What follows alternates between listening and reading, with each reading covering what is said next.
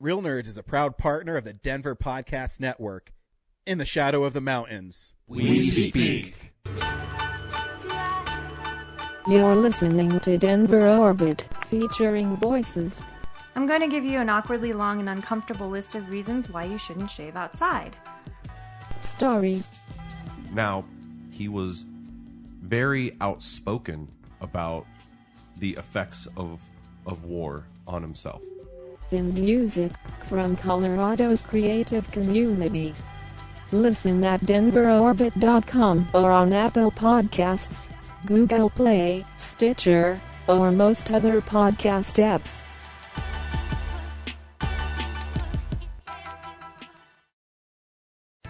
Oh, hi, podcast listeners. There's many ways you can listen to the Real Nerds podcast. You can subscribe on iTunes. You can also subscribe on Stitcher Radio. You want to send us a Twitter message? You can do that. It's so easy, at Real Nerds. Like us on Facebook, Real Nerds Podcast. You can visit our website, realnerdspodcast.com, where there'll be a lot of articles for you to not only read, but to listen to our previous shows. You can also call us, 720-6nerds5. Thanks for listening, and enjoy the show. Hi, this is Jonathan Tiersten from the Perfect House and Sleepaway Camp, and you are listening to the Real Nerds Podcast.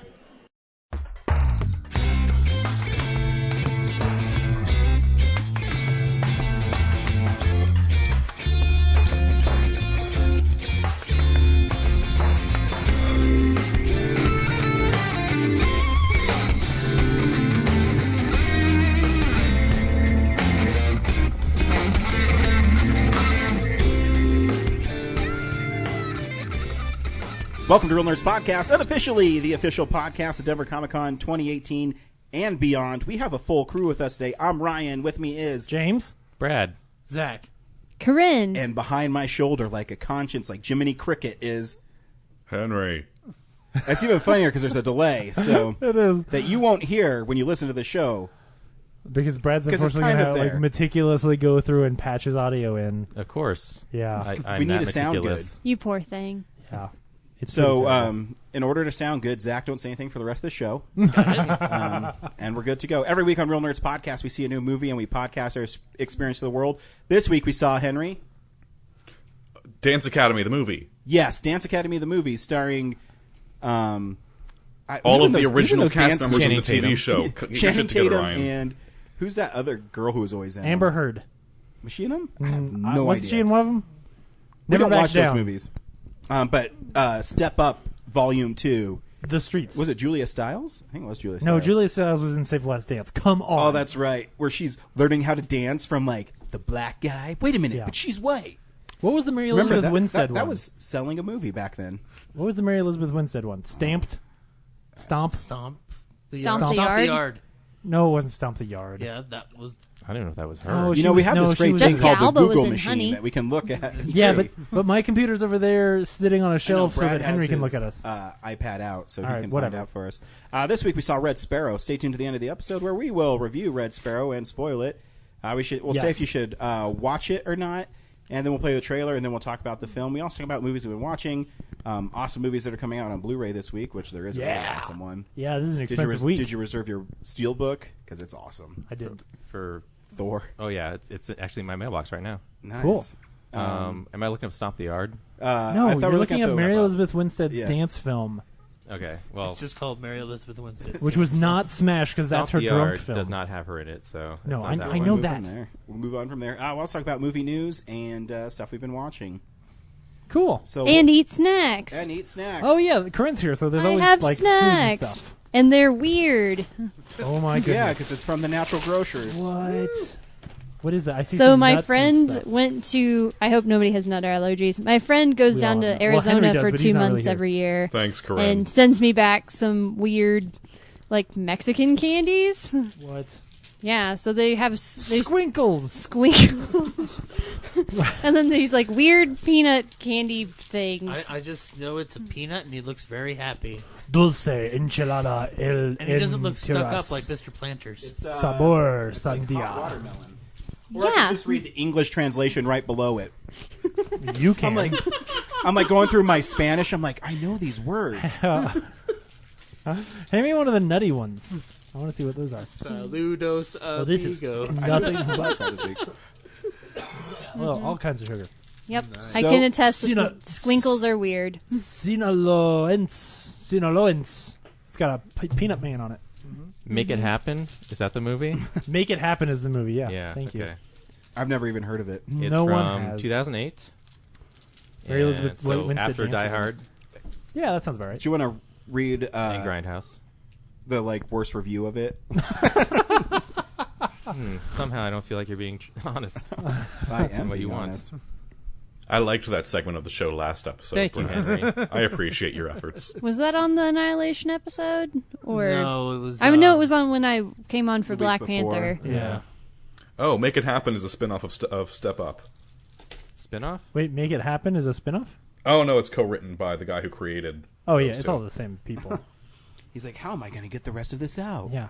Oh, man, the number behind the Step Up movies is getting too big. I got to find another way to make the same movie again. I gotta make a spin-off. What do I do? Yeah. Oh, Tessa Thompson's also in it. We're really lucky in Colorado. We have 2 Alamo Draft House. We do. This is what's playing at the Alamo Draft House this week. Hello. Hi, I'm Kevin Smith. Hi, I'm Leonard Maltin. Hi, I'm Mark Hamill. Hi, I'm Elijah Wood. This is Seth Rogen. I'm Christopher Mintz-Plasse. I'm Ron Starr. Welcome to the Alamo Draft House. Since it's Monday, we'll skip Monday. On Tuesday at Littleton, they're showing The Big Lebowski. Overrated. Hey, that movie's still good, though. Yeah. Just don't watch it with other people. Because most of those people suck. It's just like everyone loves it so much now that Yeah. why can't I just like things and people are like, oh, it's a good Well, you movie. can't. So You- Ryan's you a can't. hipster. Yeah, Is you that can. what I'm You getting? just have to like it in a closet. No, I'm opposite of a hipster because if I was a hipster, then I'd be like, oh, I've liked Big Lebowski. I'm pretty much since it came out, like in 2002. My other favorite film wrong. is... Exactly. That's the hipster 1990. joke. Okay. Anyway, Catch up to me. I like the Coen Brothers, so I know I'm fast. You gotta No. catch up. It is good. It just gets overplayed. I Catch agree. him if you can. fairly sure Deacon shot that one. I don't know if it was I think so. I one didn't of the look it ones up. where he left or something, but Yeah. he does that every so often. On Wednesday, the Littleton is having Clue movie party. It's already sold out, I guess. That's a great movie. It wouldn't surprise me. Hey, at least it's not a quote along. Sloan's Lake on Thursday is showing Bill and Ted's Excellent Adventure with Jane Whedon. Excellent. One of the fair maidens. And also Elettromadisico with Jane Whedon as well. There you go. This is a And, celebration of her life. Or Wheedlin? I think it's Wheedlin. Yeah, it's an L in there. It's really like put together. Wedlin? Wedlin? She is Wedlin. English. There we go, Wedlin maybe. Rocky Mountain Pro on Friday presents Terminator 2 Judgment Day with live wrestling. Ooh, that's right. cool. The Tattered Covered Bookstore is presenting Monty Python and the Holy Grail with Charlie Lovett. I hope one of the wrestlers is a robot man. Mile High Roast is doing Indecent Proposal, which is a garbage movie. And the Barfly has Downtime, Maybe Baby, and the Bitch Boys and DJ Details. Those are bands. Yep. Saturday, Littleton is showcasing PBS Kids, Daniel Tiger's Neighborhood, and Mr. Rogers' Neighborhood. Aww. And they're also doing Initial D Legend 3, Dream. I'm guessing that's some sort of anime. Initial D, yeah. Sloan's Lake is showing Fantastic Planet with King Eddie music video premiere. Wow, that's cool. And on Sunday, we're going to see Pretty Garden Sailor Moon, the musical, La Mouvement. Yes, we are. That's literally what it says. It's like The English, then in movement- French, and the then movement English of- again. The movement of the moon. Real Genius will be at Littleton as well. Cool. At Sloan's Lake, Yumcha presents The Assassin. Denver Silent Film Festival presents Spies. Denver's Actor Fund presents The 39 Steps. Ooh. Wait, And- which of the 7 versions? It says with Miners Alley's Playhouse, so I'm not sure. I don't know. So it didn't say like. Oh, yeah, I don't. Yeah. And that's what's playing at the Alamo Draft House. Cool. Brad, Nice. take us around town in your tuk-tuk.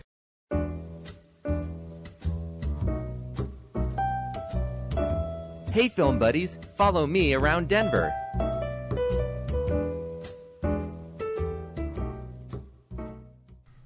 See, folks, tuk-tuk is a traditional...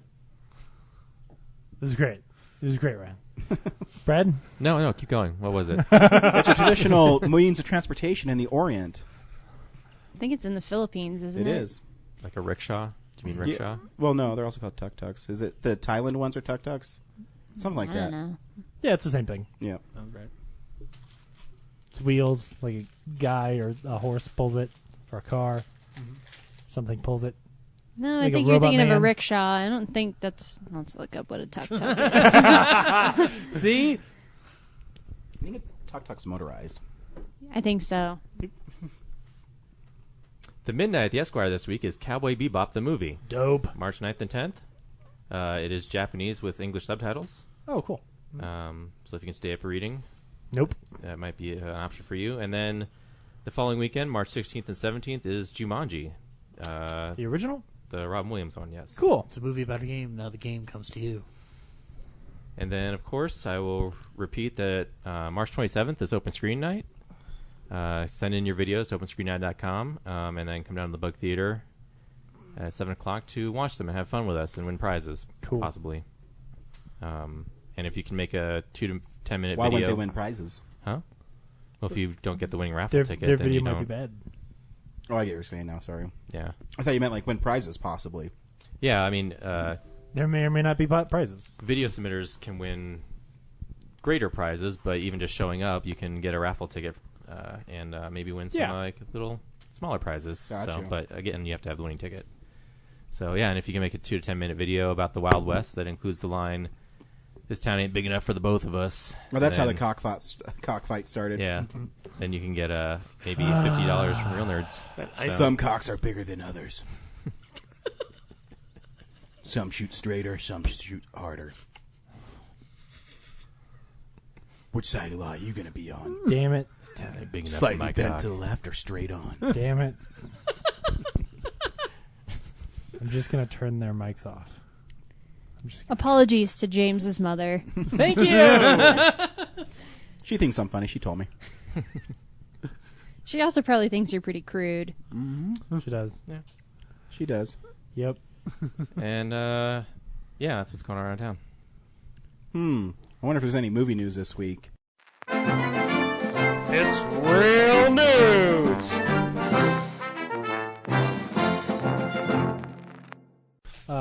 Cool. Kevin James almost died.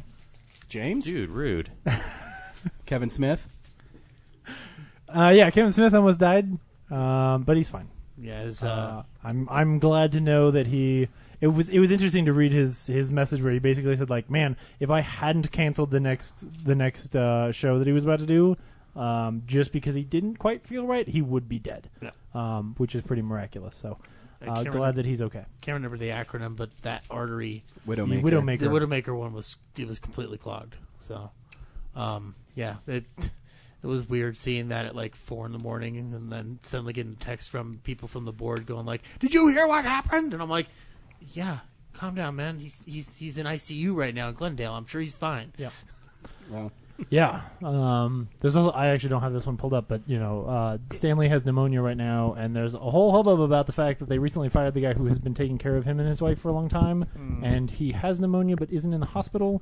So hopefully, whoever is involved in making sure that Stanley is okay, make sure that Stanley is okay. Hopefully it's not Conrad Murray. Yeah, a lot of the people who are Michael Jackson joke. Hello, anybody? Yeah, I don't give a shit about Michael I think Jackson. they should call Patch Adams. Yeah. I guess it started because Neil Adams said that while he can usually get a hold of Stanley, was not able to like get through to him, and so people are just sort of concerned right now. So, Lewis Gilbert passed away this week, who was the director of Alfie and some James Bond films. Some of like the Roger Moore ones. Yeah. But he was 97, so good for him. Mm-hmm. Man. Yeah.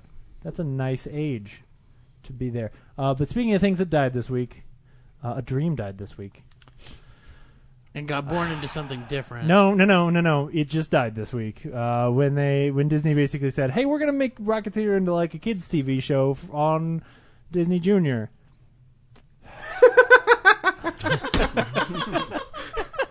I haven't heard this news. It's so funny to hear you say it.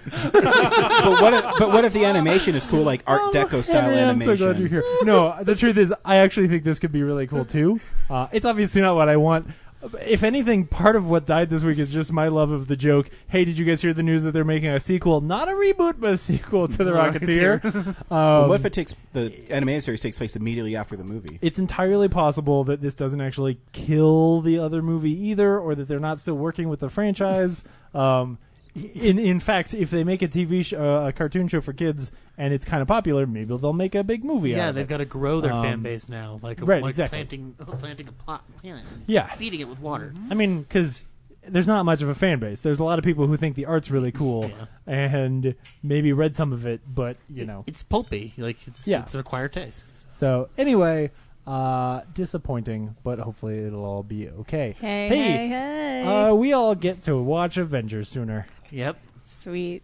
This is pretty exciting. That's because they're like, man, this movie's so awesome, we can put it out whenever we want. This is also because they were like, man, there's fucking nothing coming out this summer, so why don't we just move this shit up a little bit? I like the Twitter exchange between Robert Downey Jr. and Marvel. The way they revealed it was really He's good. like, everyone? I'd like all my friends to get to see it early. Also, it's kind of bullshit that, like, overseas they get it earlier than we do. Yeah. Yeah. So no, we're America. That's right. We're home of Cap. We made everything. Yeah. We are home of Cap. I want to be Robert Downey Jr. You're the coolest guy in the world. So I guess I haven't actually said it yet. So they moved the release date up to the 27th. Yeah. April 27th. Yeah, so we'll get to see it 1 week earlier. So we have to fly to L.A. 1 week earlier? Oh. Okay. Yes. Yeah. By the way, is there a secret I don't know about? Actually, there is, and we've been completely screwing it up week after week. We did not see Black Panther early. Oh, yeah, that's true. Yeah. I thought it was kind of obvious. Like how you guys were talking. Of course you were part of it. Because you knew it was your idea. Yeah, anyway.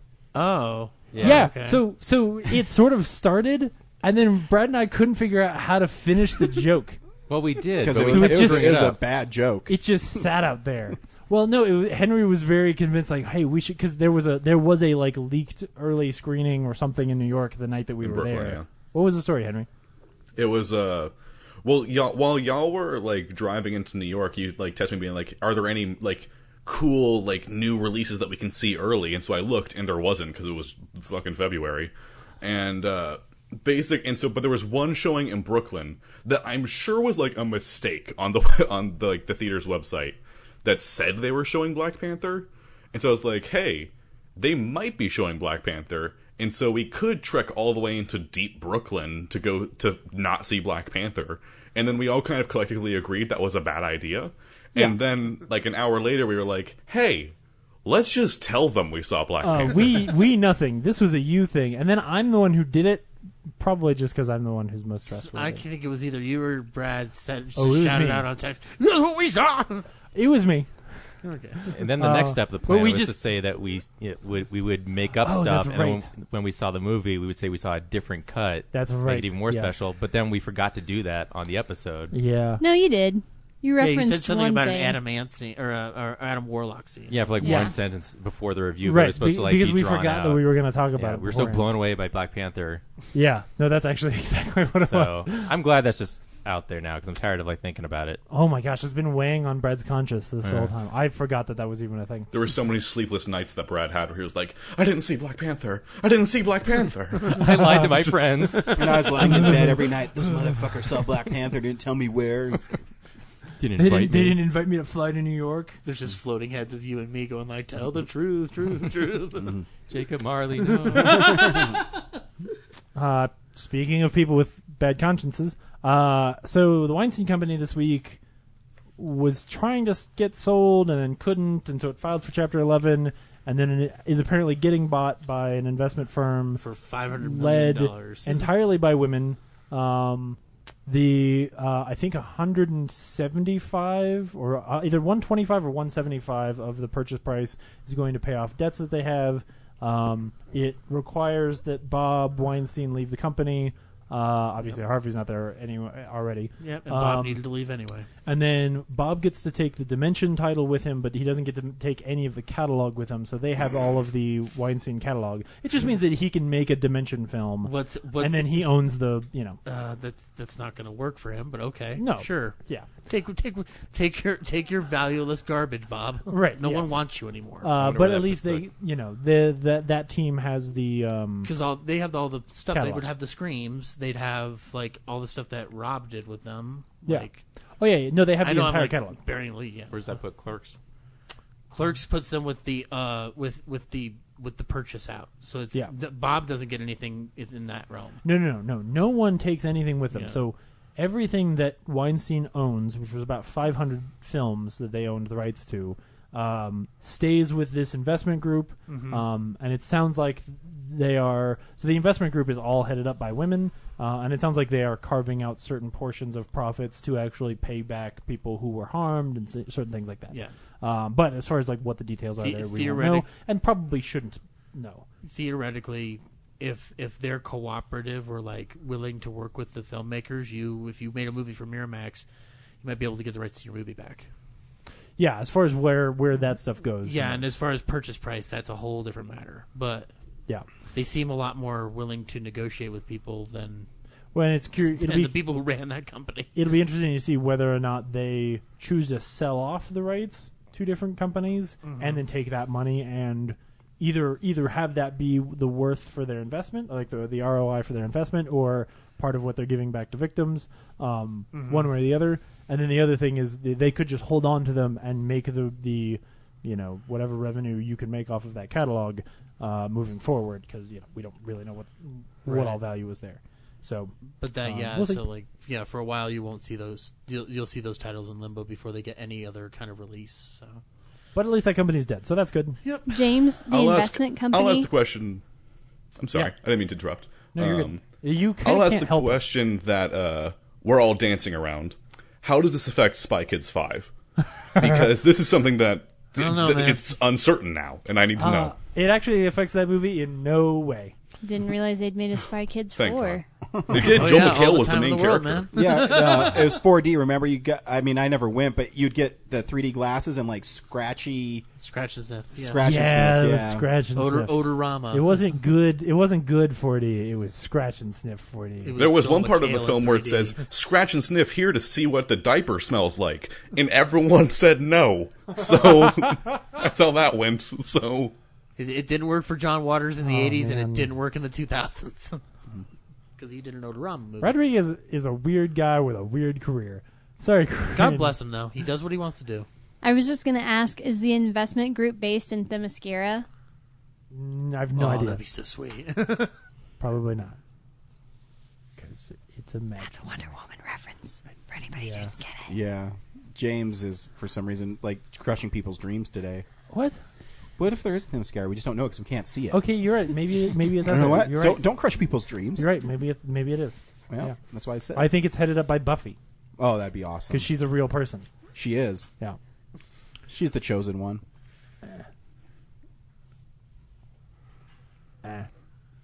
What else is This is new, what you James? usually don't see as I skip past news that I'm like, do I really want to talk about Black Hole again? No, I'll talk about Black Hole when they actually make that movie. Should we talk about the trailer that came out during the Oscars last night? We should. It's coming up. Fuck you, Zach. I'm just zooming through. We got a trailer for the new Wreck-It Ralph, which looks pretty okay. Yeah, I like Wreck-It Ralph. That'll be exciting. Neither did I. I still haven't seen the first film yet, but that's going to change this week. Oh yeah, you should see that. Yeah. But totally overshadowed is the fact that we got a trailer for Mary Poppins Returns. I love Emily Blunt. Have I ever said that? Oh my gosh. She looks great. A little nefarious there at the end. I know, it's like when a the little... when the mirror one didn't move, I was like, wait, is this gonna is this gonna be like Muppets Most Wanted, but for Mary Poppins, where she comes back and she's actually like an evil version of her? No, she need an out evil she's mole been a for witch that. the whole time. What? We find out she's been a witch the whole She's time. a Time Lord. Oh, okay. Time Lord. That would work. Or Time Lady. Wasn't however like she one of the wants to biggest say it. problems that the author had with Disney's version of Mary Poppins is it was too like kid friendly. Oh yeah, and she was a little more had a little more edge to her. Yeah, yes. I mean I'm just going off what Saving Mr. Banks told me. So right, Must be like a or Willy Wonka didn't type. tell you really. Yes. That movie taught me that Tom Hanks was Walt Disney. He's gonna play every American. Yep. I think yeah, he is.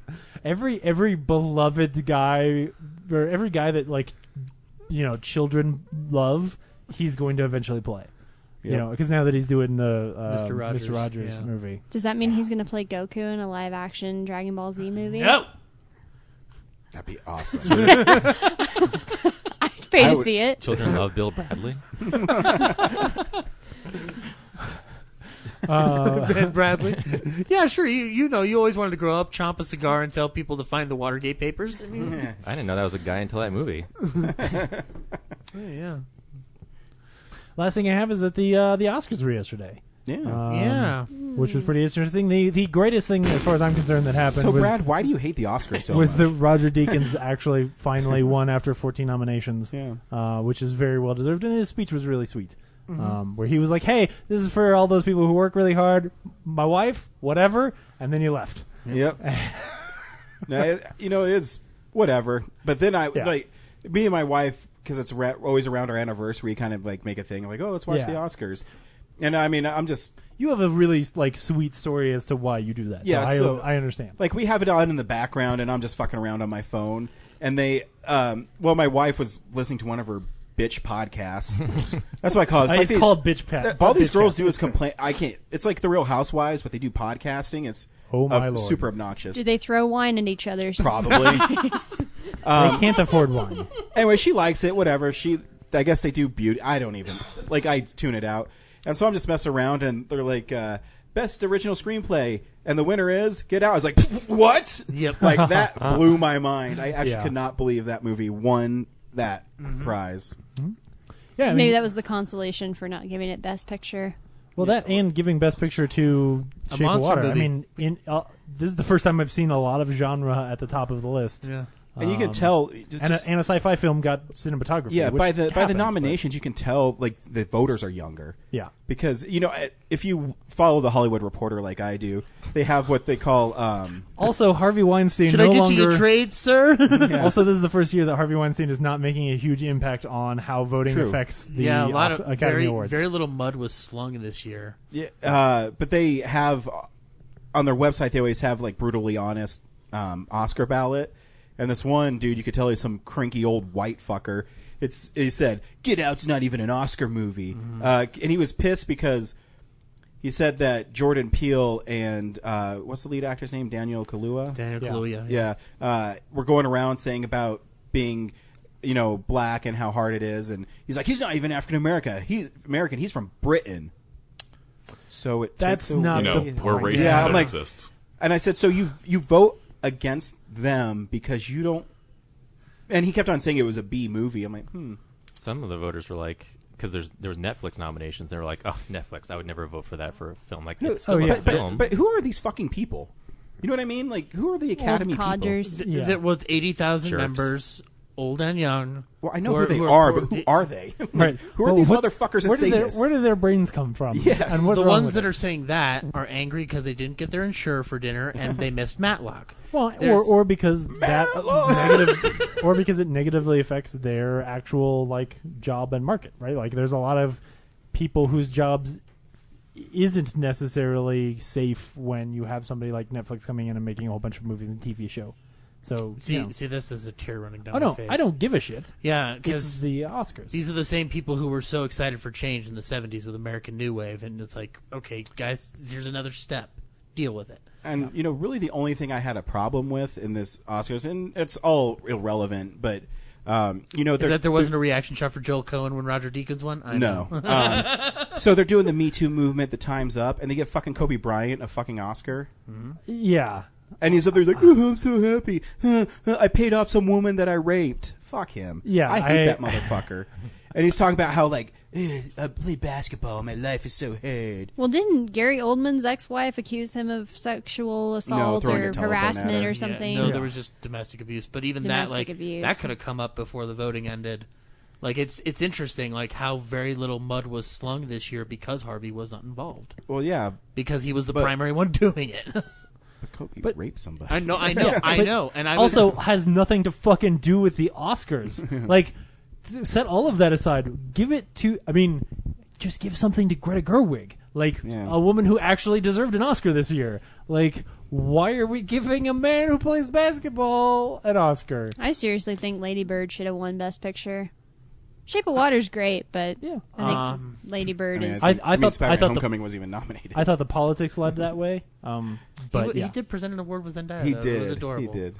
No, it was cool seeing Get Out and Shape of Water win though, because I liked that it doesn't break the glass ceiling of horror films at the Oscars, but it's unusual enough that I mean, one, that Shape of Water was nominated for so many and deserved it. So I'm not saying it's a bad movie, but it's a monster movie. Yeah, it's good for them. And it's a movie with a whole lot of messages that very much align with what the Academy wants to put forward this year. And I was actually thinking about it. Like, it's if you brilliant, look at, it's beautiful. If you think of Shape of Water, like in terms of those old Universal movies, it hits almost every beat.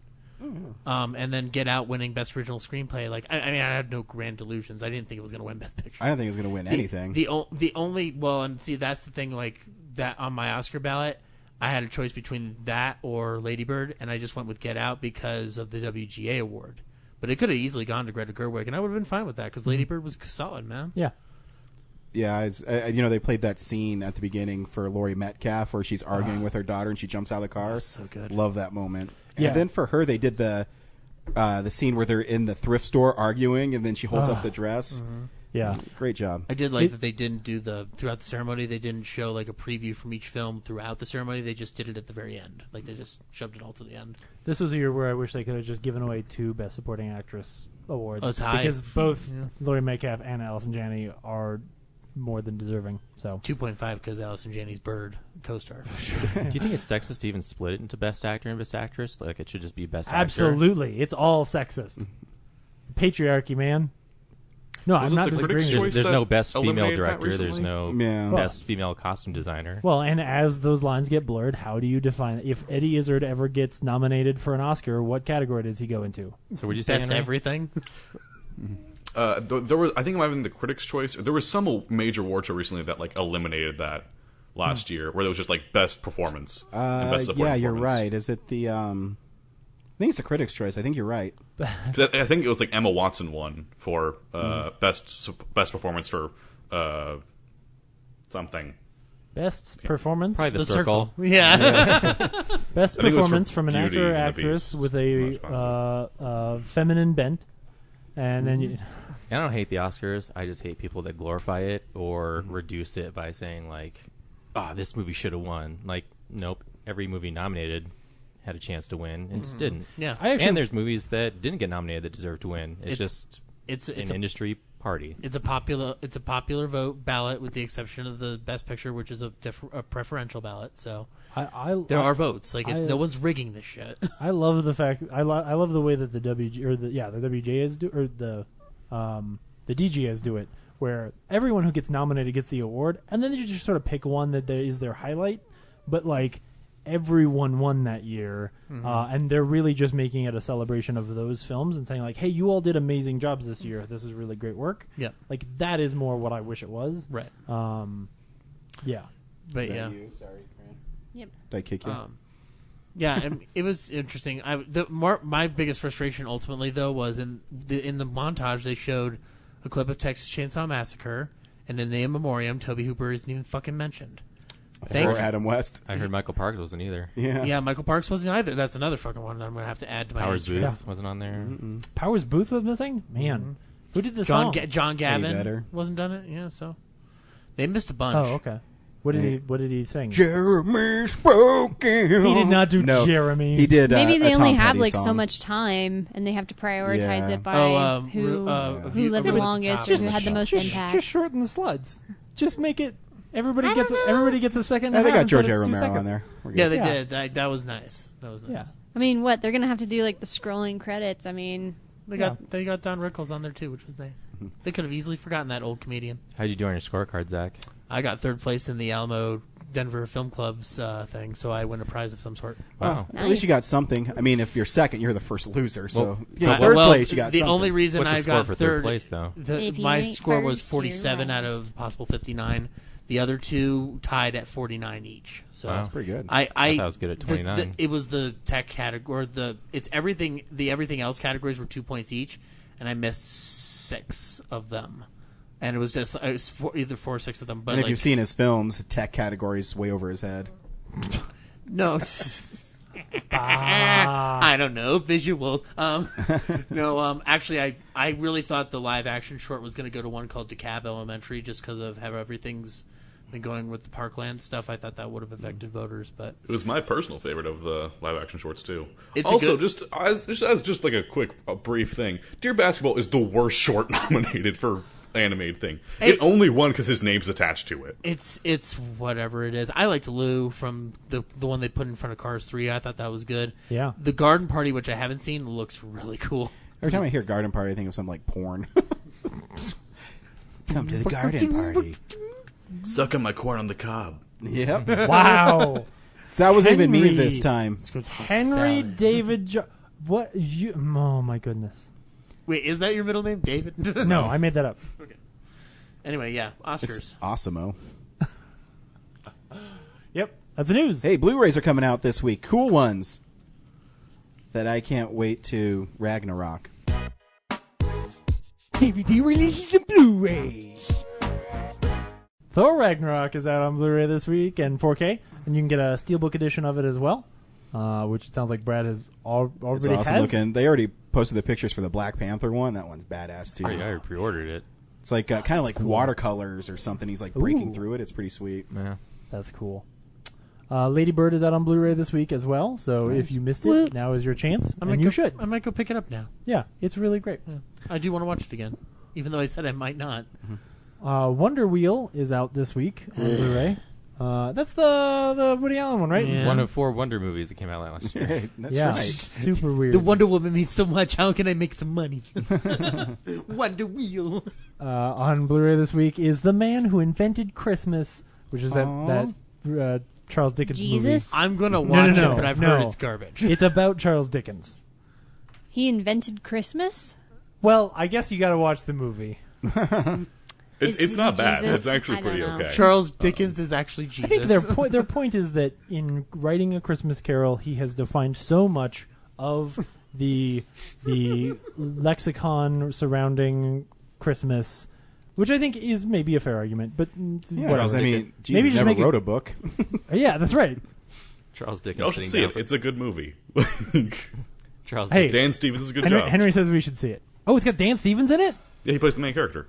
Oh my Oh, goodness. okay, now I will watch it's that. really Alright, the Social alright, Network, everybody but put your in like sass olden back in your times. sass bags, because Stan Stevens is in that movie. Hey, I can still be sassy and watch and appreciate Dan Stevens. Brad, you had a comment? No, it's fine. It's still time now. No. Into the mic, Brad. It's too far out. It's not going to work. I know it's too far out. That's why I need you to get close to the mic. I meant the joke. The joke Oh. doesn't work now because this is happening. Oh, gotcha. A Christmas. The Man Who Invented Christmas. What's that about? Here's Charles Dickens sitting down to write the first draft of A Christmas Carol. It's time to put the dick back in Christmas. Oh, yep. I would have been fine without it. Would have been Not me. fine without Apologies to James's mom. Also, I heard that Christopher Plummer plays Scrooge in this one. Who did he replace? He must have replaced somebody. That's what he does, right? Scrooge McDuck? What? No, Christopher Plummer plays Scrooge in that. Doesn't he? it. No, Zach. I got it. Better. I wasn't even going for a joke. Dude, Christopher Plummer. You're correct. He Back does in the play day. Scrooge McDuck. Mm-hmm. He's great in The Sound of Music. Did you know As he Scrooge didn't do McDuck. his own singing in that movie? No? No. I like his voice anyways. Not singing, even like when he talks. I'm like, this guy has a powerful voice. I'd listen to what he says. He's off on Star Trek 6. 2017 animated film The Breadwinner is out on Blu-ray this week, so you can see that. I think you can watch it on Netflix right now, too. Oh, or cool. Amazon, one of them. Also, there's a football game, so if you want to rewatch the Super Bowl, it was actually a good one this year. It was. So if you, for some reason, want to own that on Blu-ray and watch it again, It can I know only how be it great ends. when the Broncos win, so yeah, it was good. Super Bowl Lee.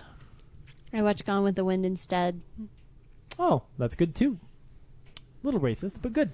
Blue Panther. Blue Planet 2 is out on 4K this week, which is exactly what 4K is made for. It's Or you like can go to Black the Panther, aquarium. but sad. Yeah. Shoot, who's the... Oh, That man. makes me a sad panther. My inability to make this joke, it makes it clear that I haven't read comics in a really long time. Who's the team that does, like, you know, Hulk Gray and Spider-Man Blue and... Jeff Loeb and Tim Sale. Sale. See, written so Or Blue like Panther the Pink from Panther, Jeff but Loeb. more masculine. Dun, dun, dun. It's the Yellow Panther until we find out the gender. The Dark Crystal is out He's on Asian? 4K. No, it's How about just green? Oh my gosh, that's terrible. I'm gonna shut it off. I'm just gonna turn this one off until we just get through the segment. Hey, Bruce Springsteen said it. Oh, I gotta leave. We gotta go prepare our beds. That's a for Born now. in the USA reference. Any listeners from 1985? Nope. Nope. The Dark Crystal is out on 4K this week, and there's a steelbook edition of it as well. So I was never a big fan of that movie. you're one of those people who hasn't watched it in 20 You bought years and still think Labyrinth, it's good, I like Labyrinth. you can pick it up. And none of them are actually good. all of those dark fantasy films from the late 80s and 90s are all bad. I like the creature designs. Oh yeah, I think Legend is amazing to look at, but you shouldn't watch the movie. Yeah, no, it's garbage. Well, Well- there's a 5-minute dance sequence with Mia Sara, which is pretty great.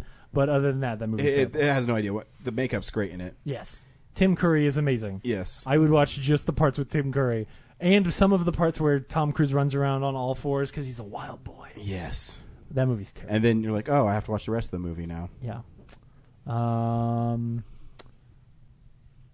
Oh, I don't remember what this is. Duck You Sucka. It's AKA A Fistful of Dynamite. Fistful of Dynamite. That's It's, right. Yes. Sergio Leone's movie after Good, Bad, and the Ugly. Right. I just didn't because it was I like named Duck You differently Sucka here. more. Yes. I can't remember which one's the American title. I think it's Fistful of Dynamite. It is. I think Yeah, you're so right. Duck You Sucka would be. Yeah. Paramount is releasing a steelbook edition of Death Wish, so that if you're really excited for the Bruce Willis one, you can do that. I like that Death Wishes more when they're in the canon film class. When Because they're just it's so ridiculously stupid. I have the special edition of it. I think it's there- on Shout Select. I like the first one, but it was it's a product of its time, and that's why the remake. I don't know. We will talk about it later.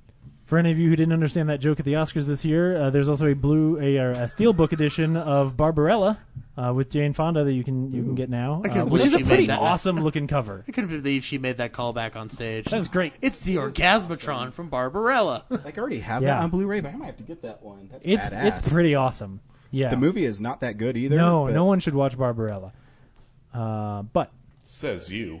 oh shoot, see from this far away. Okay. So the next two things are there's 2 Hammer film double features this week. I just want to be on a Blu-ray cover. One of them is Never Take Candy from a Stranger, and then Mouth Agape. Scream of Fear. Okay. No, that must be the Scream. Yeah, so this is Scream of Fear where it's a woman and she's screaming, and then there's just more of her face screaming. And then this one is a drawing of apparently a stranger with some candy, and then probably some ladies in the background.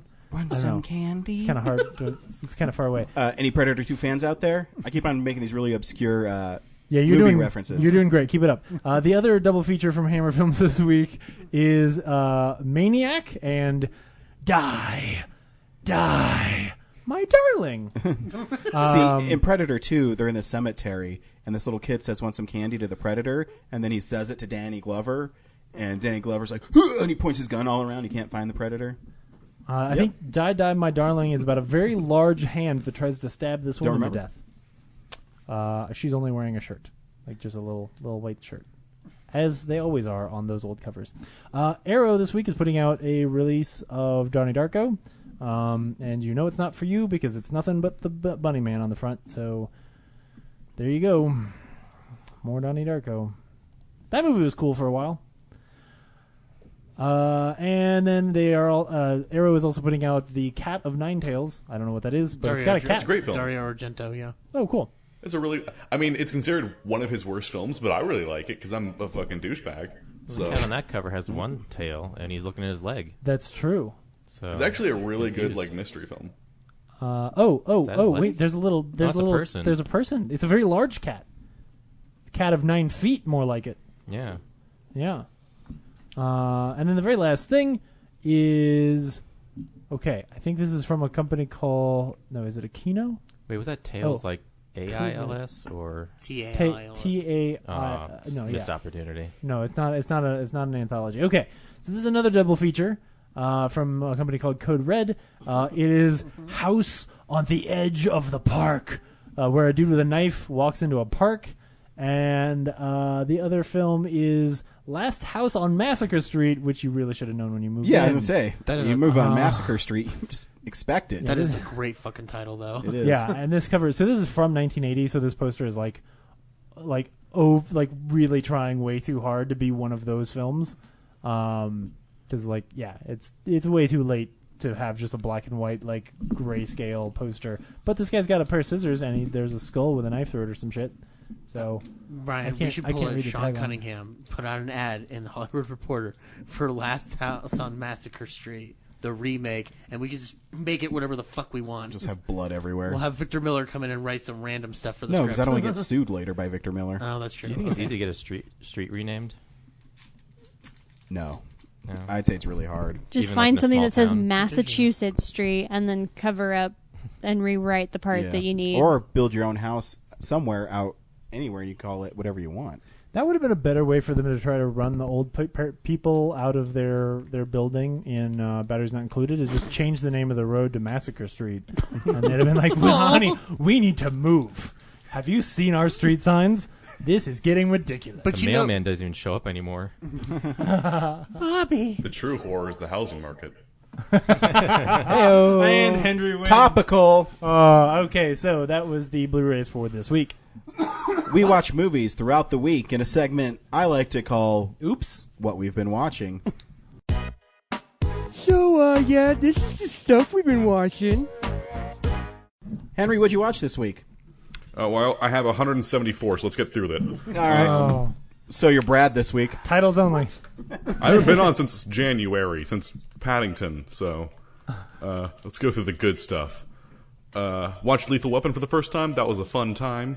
Yeah. How about that time when he wrestles that dude in the mud? He's crazy. That was cool. That was really cool. How about that time where he jumps off the building with another guy because he wants to get him to just stop committing suicide? Lethal Weapon, great film. Yep. Yeah. I watched Intolerable Cruelty. It was the last Coen film I had to watch. It's all right. Yeah, okay. It's a film that's very. I didn't really like it.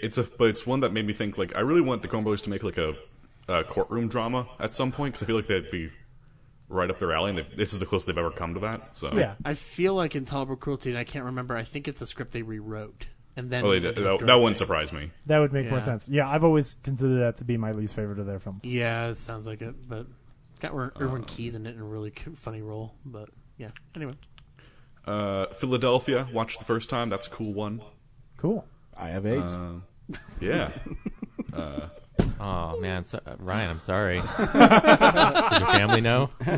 That's a Family Guy Don't show touch from me. season 1. I think that's the first episode of Tom Family Hanks, Guy. funny guy, Tom Hanks. Everything he says is a stitch. I have AIDS. I rewatched Green Lantern. That's too bad. I primarily extended cut or rewatched the it because I regular didn't cut? realize it, but Takiti Watati, or whatever his name is, actually plays like the main supporting like comic relief. Yeah. Yeah.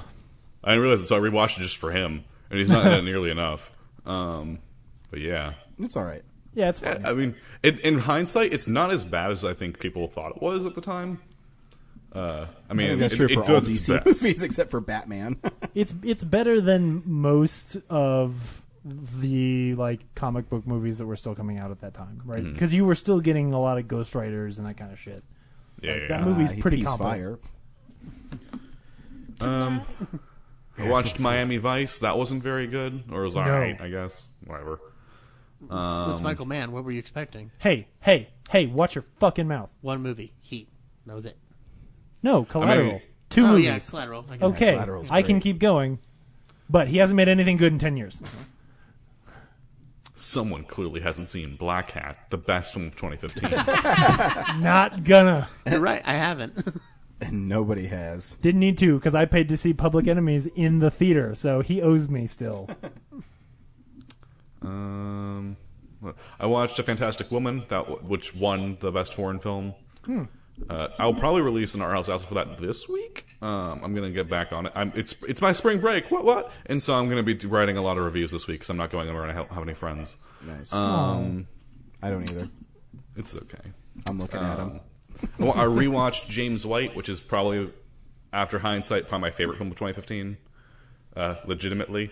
I mean, it's no Black Hat, but it's very good, and I don't think nearly as many people have seen it. It's on Netflix, so definitely check it out. It's a very, very well-made film, and I really love it.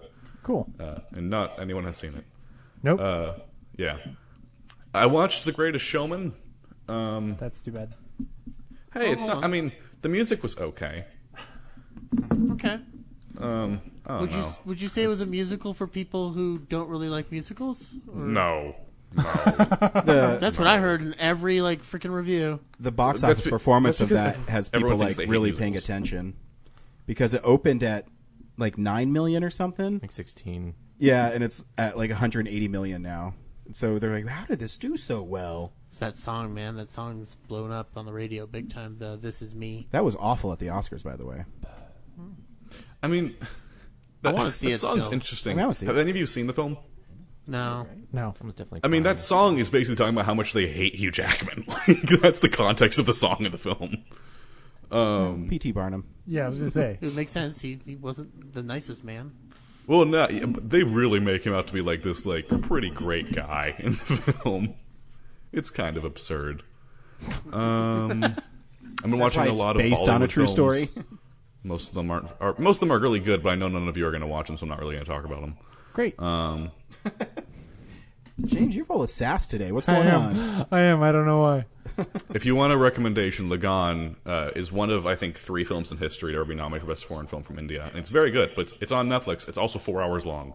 Wow. Lagan. Lagan, Lagan? Lagaan. Cool. And I think that's really all I really want to talk about. Everything else is just kind of there. Yeah. Well, we appreciate you being on the show, Henry.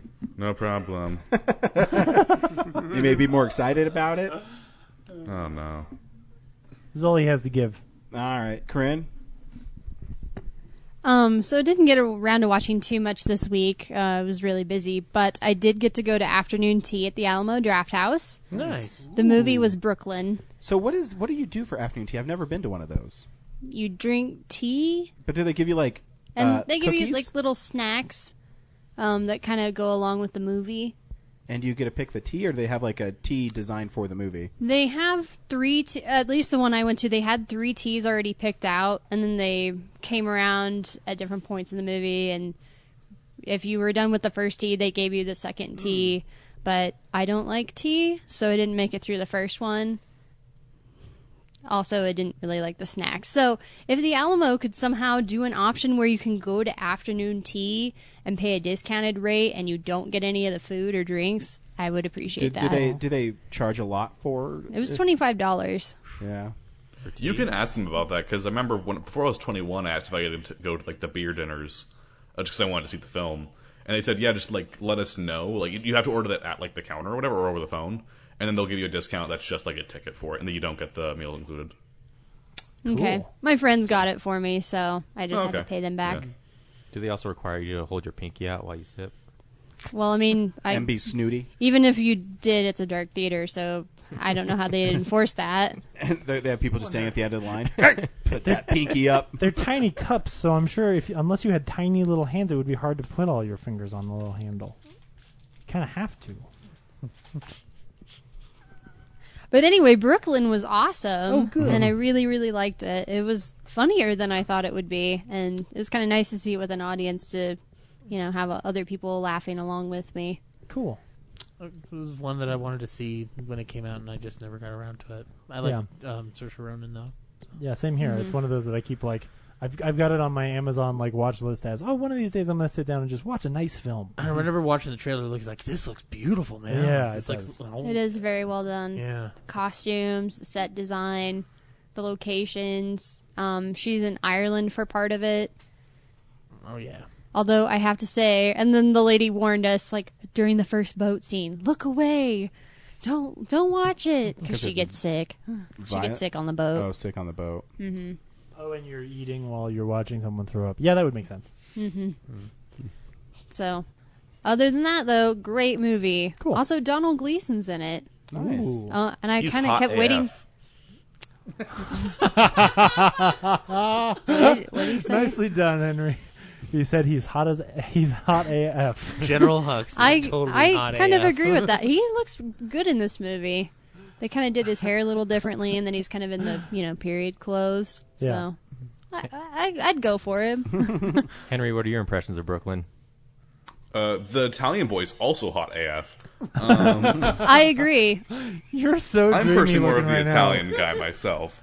I think I'd go with him because just the leaning film into goes your out Mike's too. Hard Lemonade. Mike's like Hard that. Lemonade. I might be. Shut up. Spring break. My man. He's vaping and celebrating. Hey, spring you guys break want with some Mike's mics? Who wants to drink some mics and watch Brooklyn? So anyway, great movie. Yeah, my thoughts on Brooklyn are just Highly I think she should have recommend been. I think she should end up. I'm not gonna say who she ends up with, but that Italian boy, that's where it's at. Let's be real here. I don't know. I mean, did you see Donald Gleason? Domhnall Gleeson's good, but that Italian boy, he got that Italian family though, and like, come on, like. This is my favorite. You want some pasta? I love how that's a selling point for you. Italian. Listen, if there's a hot guy in a film, that is a major plus for me. And so that when is she why picked the I love Italian Ex guy, he Machina. went, wahoo! He is a plumber, actually. Is he real? That's awesome. No shit. Oh my God, Brooklyn is the secret Mario origin movie. That's the sequel to the Mario Brothers movie from That we 1993. never got. One of the earliest movies that had an ending credit scene. Oh man, still waiting. It's all right. The guys behind Despicable Me are making an animated movie about Mario. It's not the same. They should use Brooklyn as their foundation. Yes. That'd be great. So I also watched the latest episode of The Blacklist. Oh, how is it? Yeah. Is it season 6 or something? Zach's getting ready. No, I just I'm love seasons behind. I love the holes you guys go down when you guys talk about this show because it's ridiculous and sometimes inappropriate. It is ridiculous. So this was the first episode. They came back after the winter hiatus. It was like early January.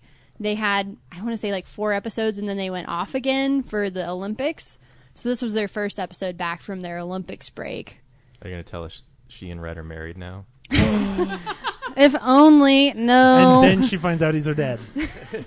Again, she had to go to like a therapist this week, and the therapist is like, so tell me about your relationship with your father. And I'm like, damn it. Just get together already. It's going to make it. I was talking about this with a friend, and I'm like, if they get together, it's going to be mega weird because for like 2 or 3 years now, she thinks that he's her dad. So maybe they'll leave it ambiguous. They'll just imply that they get together at the end. Let's have the Coen brothers direct the series finale. I love your theory of the show. I think it's fantastic. I'm so excited. I hope you're right. I hope you win. So, and then John Noble, who I knew as the guy who played Denethor in The Lord of the Rings, was the Blacklister for the week. Cool. So there was a scene at the very end where he gets to talk to James Spader, and they just kind of nerded out about literature for a full minute. Does he look haggard in that too? Yeah, kind of. Shouldn't he? I mean, he's old, so Yeah. I wouldn't expect him to look, youthful like Robert Redford, but That's true. Robert Redford's still dreamy. He's like 80. I'm like, Just every time I think of John Noble doing something, it's Denethor related. Like it's nothing else. Like no disrespect. he looks like Denethor who got a haircut and aged 20 years. Ah, okay. So, right on. if you can imagine that. But last thing I watched was The Case for Christ, which is on Netflix. Yep. Have you seen that? I saw it in theaters. Really, really good. Yeah. It's decent. I have some issues with it, but yeah. Really? You have issues with it? I didn't. I thought it was very well done. I liked how all the subplots kind of tied together, and some really good performances in there too. Yeah, I'd have to go back to my own review of it because I've forgotten that movie so much. I think there were maybe a couple of performances or something. There was something about maybe the way it was paced that I was like, meh. But yeah, no, I thought they did a good job. It was a very interesting movie. I liked it a lot. So, for anybody who doesn't know, The Case for Christ, the movie is based on a book of the same name, where this guy, he's a newspaper reporter, which I was like, hey, and he's also an atheist, and his wife, he and his wife are out to dinner with their daughter, and their daughter starts choking, and this nurse runs over and saves their daughter, and the nurse makes a comment about how, the Holy Spirit or Jesus told her to be in that restaurant tonight, and and they're like, oh, it was just a coincidence, and the wife is like, I don't believe it was. And so the wife starts kind of rediscovering Christianity, and the husband feels like he's losing her, and so he sets out to prove that Christianity is false and that the resurrection of Christ wasn't real. And so while he's trying to investigate this, he keeps going down all these different, okay, well, are the Gospels reliable? Who saw him? Could he have survived the crucifixion? And he ultimately, spoilers, ends up deciding that he believes in Christianity. And at the very end of the movie, he writes a book. Yeah. One of the things that I really loved about that movie was that I think it does a really wonderful job of just, even if you strip the faith away, if you just watch that movie as a film about the struggles in a relationship, as one of the people changes dramatically, or their sort of focus in life shifts, and the strain that can put on their relationship, and what does it mean, and how, what are you supposed to do, and how are you supposed to behave, and how difficult that can be. That part of the movie on its own is so good that I think, I can't say that just anyone is going to enjoy that film. I mean, it's obviously tailored to a specific audience. But I think anybody could watch that movie and understand why that film works in an industry of really shitty Christian-focused films that are poorly tailored to the dumbest of dumb audience. That movie gave me hope in a way that no other Bible movie, no God's Not Dead 2 featuring the Newsboys could ever give me. So yeah, I think it's a really good movie. So yeah, I think my favorite moment is toward the end when he has all this evidence compiled and he's really struggling with it, and he goes and he talks to his mentor, and his mentor is an atheist, and the mentor says something to the effect of, at the end of the day, you have to pick a side, and you have to just pick it on faith. And then he goes and talks to his coworker who had kind of given him the idea to try to debunk the resurrection, and he's a Christian, and he says, follow the facts. Where do the facts lead you? Mm-hmm. So I thought it was funny how the atheist is like, take it on faith, and the other guy's like, no, follow the facts. So it was kind of funny how it was switched like that.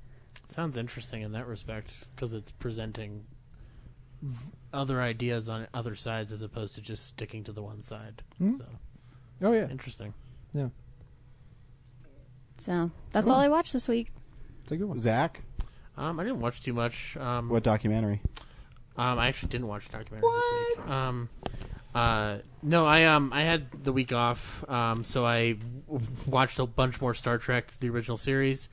I went through all of season 2 this week. And there's some really good episodes in that season. One that I didn't really love before, but now love, is A Private Little War, where Kirk and McCoy are discovering, they go down to this planet that Kirk had been to 13 years before, and at the time the inhabitants there only had developed to bows and arrows and knives and whatnot, and then they discovered the Klingons had actually given the enemies of Kirk's friend flint rock rifles. And so the whole plot of it is trying to convince Kirk's friend to take on flint rock rifles to combat, so basically to even out the balance of power on the planet.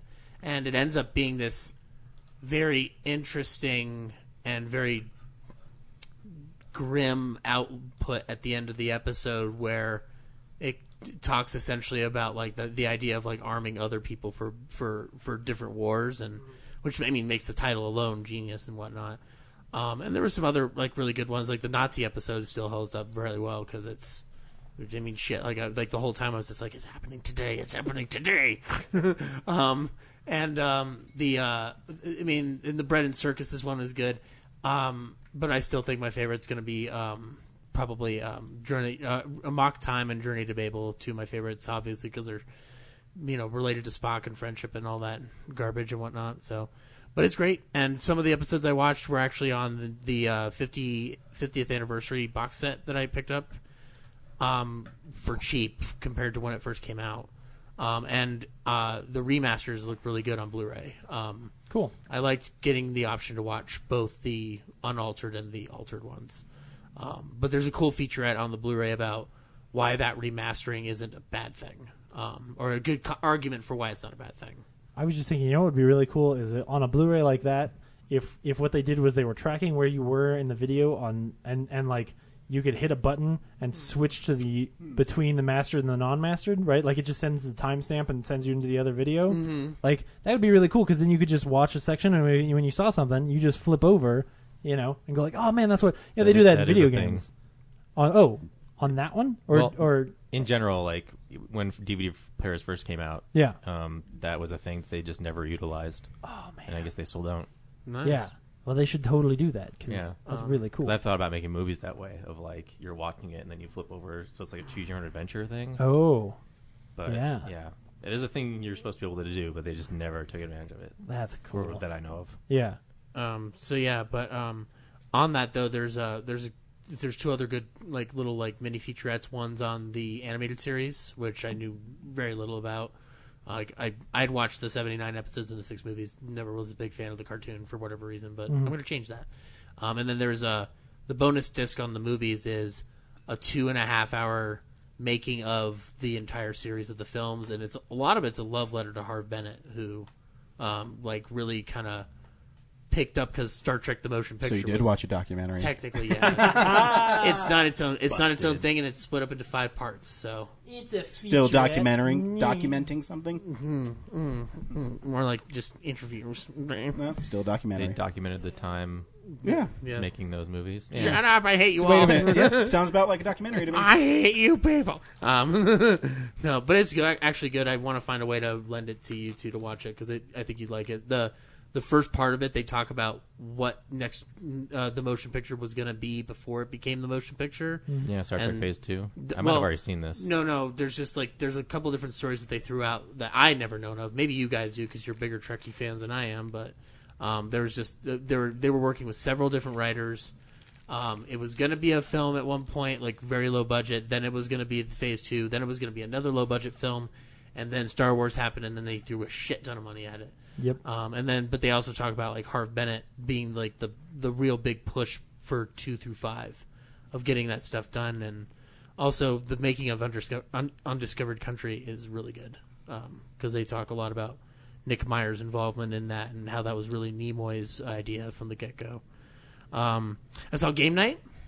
Ooh, nice. I liked it. I walked in with zero expectations, and when I walked out. When I walked out, I looked at the rating on it because I was curious. And I was like, 80%? That's about right. Yeah. I loved Jason Bateman and Rachel McAdams in the movie. I thought they were fucking adorable. Just their competitive spirit and whatnot. I thought it was great. The guy who plays Ryan, I think his name is. I don't remember. The guy who discovers the Fight Club. Yeah, the dumb dude. I don't know who that guy is, but he's fucking funny as shit. His delivery's on point. I think he's the asshole brother in Ingrid Goes West. I haven't seen Ingrid Goes West yet. Yes, I think so. Zach, would you say is it better or worse than Christmas Party? Oh, better, way better than Christmas Party. And it sucks because Bateman kind of works on ebbs and flows sometimes in movies. He's great on Ozark though. But it was fun. I wasn't expecting it to be the twisty-turny movie that it was because it kind of and I like that they play on the fact that it's become a twisty-turny movie by the end of it. Jesse Plemons' character, for obvious reasons. And that might be my favorite end credit sequence of a movie that isn't a Marvel movie for a while. The little in jokes on it, movies to inspire my death scene. Yeah. Well, it's so clever, too, because when he tells stories, the camera slowly keeps on going tighter and tighter to him. Yep, they're pushing it on his monologue, that single shot. And my favorite joke...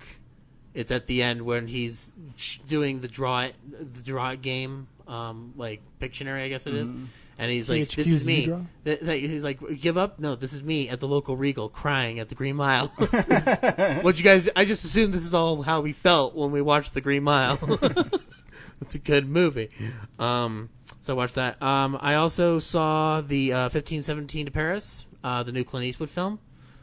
I hear it's terrible. Look, and this is also part of a way of saying, yes, there is a new article, and it should be up online. I submitted it on Tuesday. I don't know if it's gotten approved.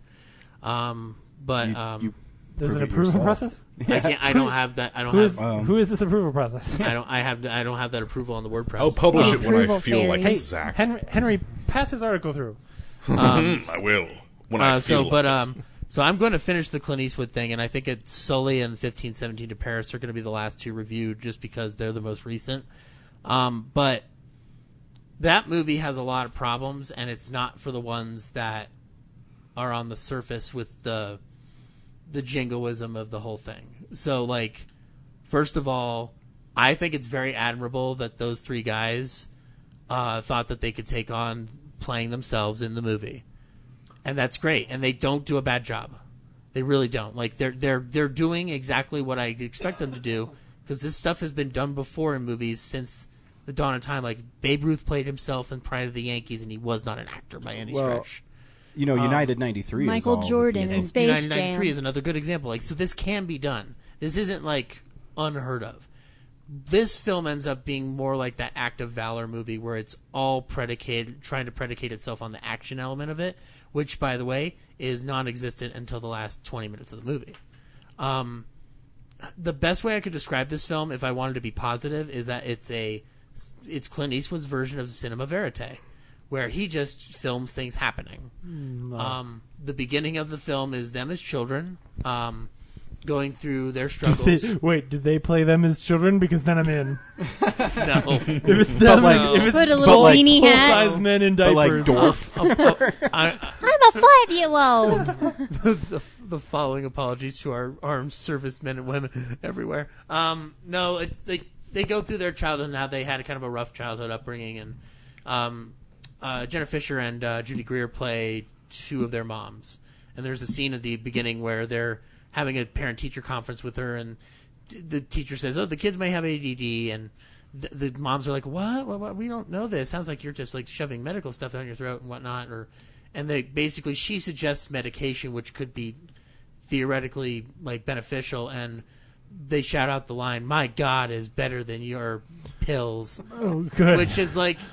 And they go to a Christian school, and they go to a Christian school, so like I think it's serious, Henry. I'll answer the question for you. Sometimes when Zach Thank gets you, on the Ryan. roll, I appreciate he ignores that someone everybody cares. else. I can't hear him from that far back. What's going on, Henry?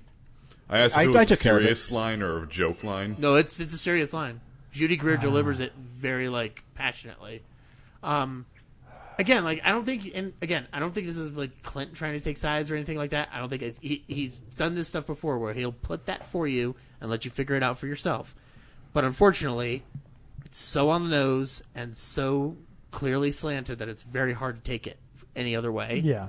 And like Thomas Lennon's in the film. He plays the principal of the Christian school, and wearing shorts and cowboy boots. It's weird. You know what? He was one joke away from wearing them at that point. Cause like, so every time one of the kids goes into the principal's office, he shuts the door and goes like, makes a fun thing like, "What are you dressed up like an A-team?"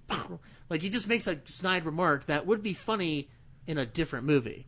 Yeah. And then Tony Hale plays their gym teacher, who's incredibly disinterested. Like all their teachers send them to detention just because they don't want to be good teachers. Which, okay, whatever. But it just, the tones feel weird all over the place. Then it cuts to them as adults. Well, how long do they spend on them as kids? I want to say a good 30 minutes. Is there a scene on the train where it's revealed that had they been on Ritalin, things would have gone better? No, they take the Ritalin before the attack so they can focus on what they need to do. Oh, there we go. Okay, yeah. I'm trying to figure out how them being kids has anything to do with Again, I don't know either. I think mainly it is because like the kids grow up playing war and they want to be soldiers one day, and then two of them go into the military and one of them's in college or something. I don't know. I felt the same way when he did American Sniper. Like American Sniper is so on the nose, but it's better produced than this thing. And I would be curious what you'd think of 1517 to Paris in comparison to American Sniper, because they're just using non-professional actors for the majority of the film. It's very hard to justify what's going on in this script, which is quite honestly the worst script I've ever seen Clint direct. Like, and in all those movies that I've been watching, like this is the worst thing he's directed. In terms of the story, like there is no story. There is a good chunk of 45 minutes of them just traveling around Europe, which, hey, cinema verite is cool and whatnot, but you're selling this film on the plot of a very like isolated incident. Sully did it better.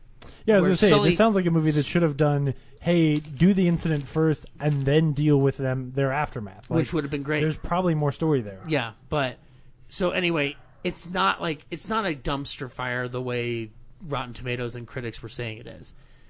Because at the end of the day, like, it's going for a very specific pro-America audience, and that's cool. But in terms of Clint Eastwood's filmography, it was one of the few times where I've, like, at the end of the movie when the credits go up, I'm like, dude might just want to retire at this point. Like, I don't think he's actually paying attention to what's going on in front of him. But again, that might be harsh. Maybe he'll do a movie about him playing a drug mule, and it'll be amazing, which is one of the rumored things he's doing. I'm surprised they didn't change the name to 317 to Paris for the American release. I'm trying to make a French movie. Is that right? I'm trying to make it artsy-fartsy. Damn it. I mean, the reason why I think it's written so poorly is because, like, not only do they play themselves, they also wrote the screenplay. So No. It's based on a book that they wrote. The screenplay was written by one single woman. This is her first screenplay then, because I looked it up just now. Is it Dorothy Blyskall? Yeah. This is her first film. Yeah. So, I mean, it's clearly people who are not very experienced with screenplaying. Right? Hey, guys, maybe that's actually Steven Soderbergh pretending to be an imaginary woman. Like, give her a chance here. I think the combination of the fact that Clint Eastwood does only one-take things combined with non-actors really hurts the film. That's why I'm wondering, like, was this just something he really wanted to experiment with, or is he really not making smart choices right now? I think he's at the point in his lifespan where he's not experimenting much anymore.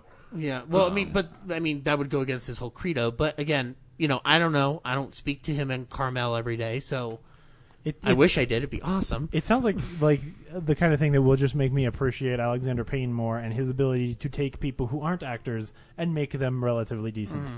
Because it can be done. Like, it's unfair to just throw people under the bus and be like, oh well, they're not actors, they don't know what they're doing. But they're definitely not writers. Again, I'm not saying that they did a terrible job. Like, if they're going to do it this way, like there are genuine moments in this film that are like either tear worthy or like legitimately good like interactions. Yeah, but they're few and far between, and they just don't all add up. So I don't recommend it, but maybe like I might have to watch it again before the series is over. So sure. Also watch The Howling on Collector's Edition Scream Factory. Yeah, you're right. It's not the best werewolf movie of 1981, Ryan. It's not. I still think it's a Joe. I think it's a Joe Dante classic. If I'm gonna talk about his whole oeuvre, this is definitely a notable one. Do you have to talk about his oeuvre? I'll talk about his oeuvre every day. But if you haven't seen The Howling, it's couple goes up to a retreat. Retreats inhabited by werewolves, and awesome transformations occur. There's great transformations. The movies, I mean, Joe Dante can make a movie move, and he has a really good eye for monstrous things. Mm-hmm. And this movie delivers in spades on the monster stuff. Some of the filler stuff the story's a little out of sync. Because have you ever read the book? No. It's fucking garbage. So, thankfully, Joe Dante did something decent with it. Yeah. No, I mean, it's a fun movie, but classic. It's got some great film buff cameos. Like, I love Corey Ackerman getting refused at the counter. No, there's some great things in it, but yeah, but yeah, no, it's a fun movie. And it's also got that great moment at the end where they're like, "And tonight, I'm going to show you something." And then he has to shoot Dee Wallace in the head. Are those movies better when they got pig people in them? No. Isn't Howling 4 the one with the pig people? The marsupials. The marsupials one, yeah. I still want to see Howling 2, Your Sister's Werewolf. Got that one. Just I have the reverse cover because it's called Serpa Bitch. It's like the name of like the European release. Oh, that's terrible. Like the cover isn't as cool. Like the Howling 2 cover is awesome. It's like this werewolf chick like ripping like through a leather jacket or something. The reverse cover isn't as cool, but the title's way cooler because it's called Serpa Bitch, and I'm like, so I have it the reverse because I think it's cool. Nice. And then the last thing was I didn't plan on talking about it, but I got this in today as a late birthday gift from the head of the Jack Benny website because I'm friends with her. She sent me the Shout Factory edition of the Lost Episodes. So I went through them, and one that I had never seen before was where Jack had Dick Van Dyke on as a guest star. And so here's the thing. So he does a dance at the beginning, which is awesome, and he uses Jack as a hat rack at one point, which is awesome. But then he tries to squeeze as much work out of Dick Van Dyke as possible, so he does a murder mystery sketch where Jack plays a detective and Dick Van Dyke plays 5 different roles and 5 different scene changes 20 different times. Wow. And I first thought it's a live show because of the year, but then I looked again at the year. It's 63. This is when we would have started recording, not necessarily like all in one take in front of a live audience on Kinescope. So I looked at different angles and like, yeah, it's recorded, but there are shots where he's doing those scene changes really quickly, all within one shot. You're kidding me. Dick Van Dyke. That's a Dick Van Dyke like repeated line in the Dick Van Dyke Show. Yeah, dude. Like I want to find a way to. I don't. If it's not available online somewhere, I'm going to find a way to get this episode to you so you can watch it because I think you'll appreciate it. Oh no, I've been rewatching Dick Van Dyke Show. He's an amazing actor. Also, he does 2 different British voices, not Mary Poppins related, and it's the year before Mary Poppins comes out. So it was interesting to hear his other British voices, and he does a French maid at one point. And then he does the scene changes so many times that he comes out in the French maid outfit with a mustache on, and the joke is, Fifi, go shave your mustache and come back out. I saw a really funny video not too long ago where they were going through and interviewing a bunch of different actors who do, mostly British actors who do American voices, and like big people, like Dame Judi Dench was on there, and the James McAvoy, and all these people. And one of the questions they ended up asking him was like, who is it that does the worst British accent? And every time they all just looked at the screen and went, oh, I'm sorry, Dick Van Dyke. Like, no one felt good saying it, but everybody. I think even Judi Dench was like, oh, it's got to be Dick Van Dyke. I'm sorry, I don't like saying that. It was really funny. But yeah, so if you're like, I know you guys aren't like prone on Benny, but if you like Dick Van Dyke, it's a big palooza dedicated to him. Nice. And the dance sequence he does with it is really cool too. Like Freddie DeCorvida, the guy who shot all of Jack's shows, he knew how to use a wide, and he got the full scope of him like moving up and down the stage in a way that that first season episode with Laura kind of constricts it. Cordova's moving the camera with him to show how far he uses the prosceniums of the stage. So it's interesting. He's a hell of an actor and performer. Yeah. I'm going to continue on that set, though, because President Truman's on one of those episodes. Nice. So I'll let you know how that one is. Nice. Anyway, that's all I watched this week. Brad? Oh. Hi. Well, Ryan and I have to go last. That's fine.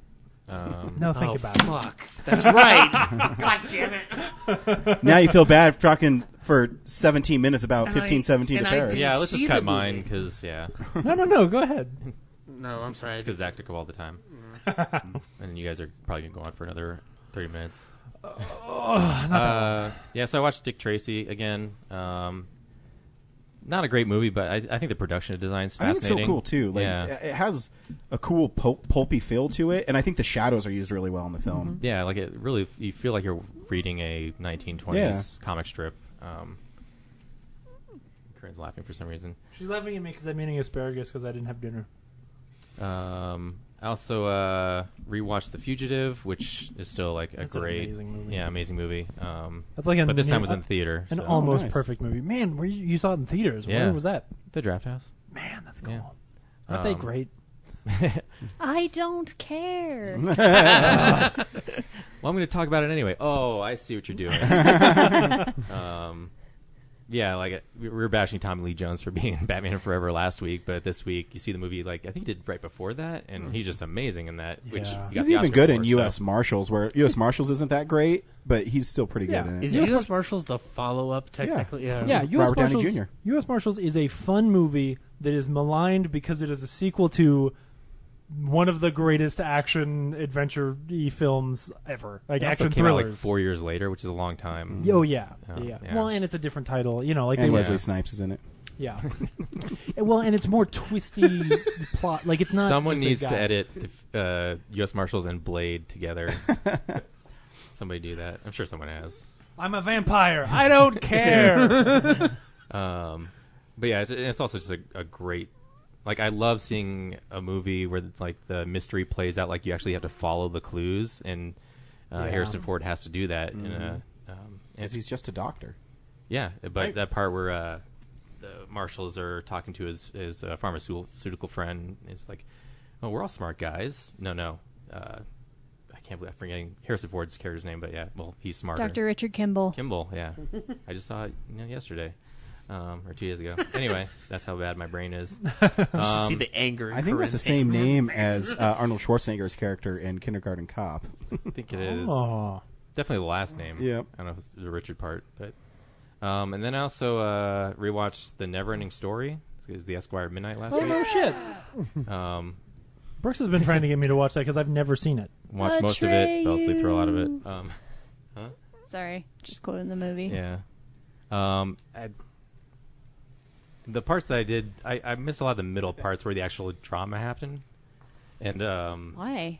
Why'd you miss it? Because he fell asleep. I fell asleep. Oh, so you didn't get to see him when he's in the swamp with the I did with see him the pulling a with the tree gorp or whatever. What's the thing? The evil wolf thing called? The scary black wolf in the rocks. Yeah, dude, that freaked me the I mean, shit the out as a scary wolf in kid. the rocks. I thought Scary it wolf had a on the name. It rocks. was like Is the that the drink you're having, gorp Ryan? or the gronk or I the just remember whatever. seeing him pull his horse out of the swamp, but Didn't that horse die in real life? I mean, at this point, probably. No, like on this. 20 years later. Like on this. Oh, that was really good. Yeah, it seemed like it Anyway. was a pretty slapdash production. Maybe that horse did die on set. Corinne, horses don't live forever. I thought it died Don't on the tell my set. sister that. Like there was a malfunction with the quicksand or something, It and might have then been it a unicorn died. because the kids really into unicorns in the beginning. Actually, I'm really impressed with the production design of the movie. Like, for as sloppy and like low budget as it is, there's something about the way it's edited and shot that it's still kind of impressive. Like the story, I wasn't like. Within the first 5 minutes, I crafted my own version of what the story should be because I was like trying to piece together from like 20 years ago. And by the got to the end of the movie, I was like, that wasn't like my idea is way better. Where the book, like the nothing, is consuming the book because the person reading it isn't thinking of inventive things to add to the story, which makes it never ending. So I was just hoping by the end that, you know, the kid was creative enough to, you know, build a new chapter to the book. Or is that what happened and I just got it wrong? I have no I idea. don't remember Yeah. either, but I just I've love never your seen like. Why are you laughing? I just love your irritation towards this uncreative child. Imagine you yelling and berating him on. No, Isn't it's Brad's the movie idea the starts- plot to Shark Boy and Lava Girl? Like, isn't that the climax of Shark Shark Boy and Lava Girl? I don't know. You're really either. on a Wow. Robert Rodriguez kick right now. My goodness. No, the movie starts with this kid getting bullied, and Right. then he just, while he's getting chased, he just runs in this bookstore, meets this old guy who's sort of like reverse psychology, gets him to read the book that he's reading. And I could see like the bookstore guy complaining that, you know, the book is getting treacherous because his mind isn't creative enough to add anything to it. So you're like, oh, well, maybe the kid can do it. But then the kid just holds up in the school. It gets into like the attic of the school. Did anyone go to school in attic? Like a rustic? Yeah, but I'm not allowed to talk about it anymore. wooden attic? Wasn't it a boarding school? I don't remember. Yeah. Anyway, and then the rest of the movie is well, I mean, except for the parts that maybe I missed and he left, but he just hangs out in that attic. Does it have Jennifer Connelly in it? No. Then I don't care. She might be uncredited. I don't know. I She might have been on don't set. care. Anyway, yeah, and then also started getting mixed up with I think the second one. Gmork. That's what it is. That's the wolf thing. Gmork. And then the I new think. thing I watched was The Adventures of Buckaroo Banzai Across the Eighth Dimension. And the only thought I had the whole time was, what the fuck is going on in this movie? It's weird. I have like friends. It's like beloved, and not that I hate it. It's just so weird. It's just a Yeah. movie that's unapologetically just does whatever it wants and doesn't explain anything to you. Like even Jeff Goldblum, like his character after being a surgeon, shows up in the rest of the movie in like a cartoon cowboy outfit, like the one Marty McFly wears in 3. I haven't seen it in years. He just shows up with his suitcase like he's going on a trip, and then he just hangs out in the movie like that. Like they're all, it's almost like a toy line where they just came up with different action figures. Like, and they're like, we're going to put them in the movie, and then you guys figure out what we're going to do with it. Yeah, you explain them into this thing. Like Buckaroo Banzai is this surgeon who grew up half American, half Japanese. Apparently is like so famous that he tests pilots like government time travel programs. Has his own video game because dope. John Lithgow smashes this arcade unit that's called The Adventures of Buckaroo Banzai Across the Eighth Dimension, which they didn't discover the Eighth Dimension until like they made the arcade cabinet, and anyway. Yeah, it's bonkers. If it wasn't a cult classic, it would be a how did this get made? Like, it probably will be anyway. I hope they do it because I'd love to hear them talk about it. And then the last thing I'm doing is I'm going back through the original '80s Ninja Turtles cartoon show because I've never actually seen all 10 seasons of it. Wow. Just mostly just the first and second seasons, and the first season's amazing. I mean, for what it is, still fun. Yeah, you know. Like it has this like specific storyline that's sort of serialized where like they introduce all the characters, and then the second season there's this alien that crashes on Earth and then has this like these crystal shards that break up and split up across New York, and then the Shredder and the Turtles are each trying to collect them all so that they have like the ultimate power, and Shredder ends up with most of them. And that's all I watched. Yep. Oh. Just to clarify, the horse did not die on the set of Neverending Story. Oh, good. Well, that's the story they're Internet going with. rumor. And also, Kimball is the only name that Schwarzenegger's credited for in Kindergarten Cop. So it's Richard Kimball. So it's Richard Kimball. Okay. Dick Kimball. He is.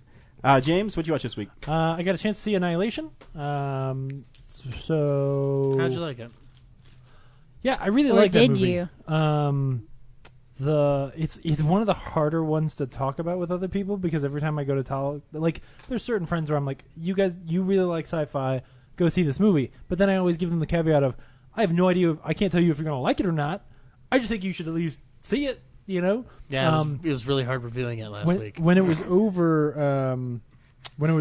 I leaned over to Brooks and I was like, I feel like that must have been what it was like for people to have seen like The Thing for the first time in theaters, or even a 2001 where like, but better than 2001 because the nice thing is the thing that is so amazing to me is this is a movie that takes you to some weird places, and obviously I won't talk much about it, but there's a heart to it though. Yeah, well, no, that's actually my problem, but yeah, so takes you to some weird places. But what's amazing about what he achieves is that he gives you all the pieces, and the caveat here being that I've watched enough sci-fi in my life that I know some of the, there's probably just things I've seeped in, so he's using a language that I just inherently know, maybe. But my hope is that, you almost universally, if you're watching this movie and paying attention, he's giving you all the pieces so that by the time you get to the end of the film, when really weird shit is happening and he's not telling you why, you actually understand kind of what's going on,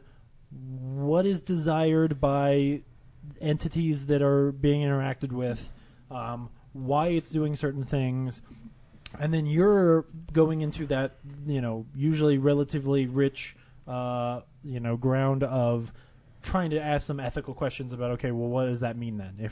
If what I think is happening is XYZ, does that mean this is good? Does that mean this is bad? And if you're living in that spot, then I think you're getting a pretty great movie. And I think it's pretty amazing that he can make a film that goes to really weird places, but takes you there. Like, it lets you understand what you're looking at. So yeah, I think it's really fantastic. I will say, the thing that to me makes this always inferior, no matter how cool it is or how intelligent it is. Always makes this movie to me inferior to something like an Arrival, and not just because I want to I thought you might have gone to Ex Machina because of the director, but no, I would almost say Ex Machina. I guess hold on, it's more that those are movies that I think have a bit more heart and are trying to say something about how we live our lives that then I can carry with me. Whereas this is a movie that, as cool as it is to think about, and I have thought about it a lot, I never go.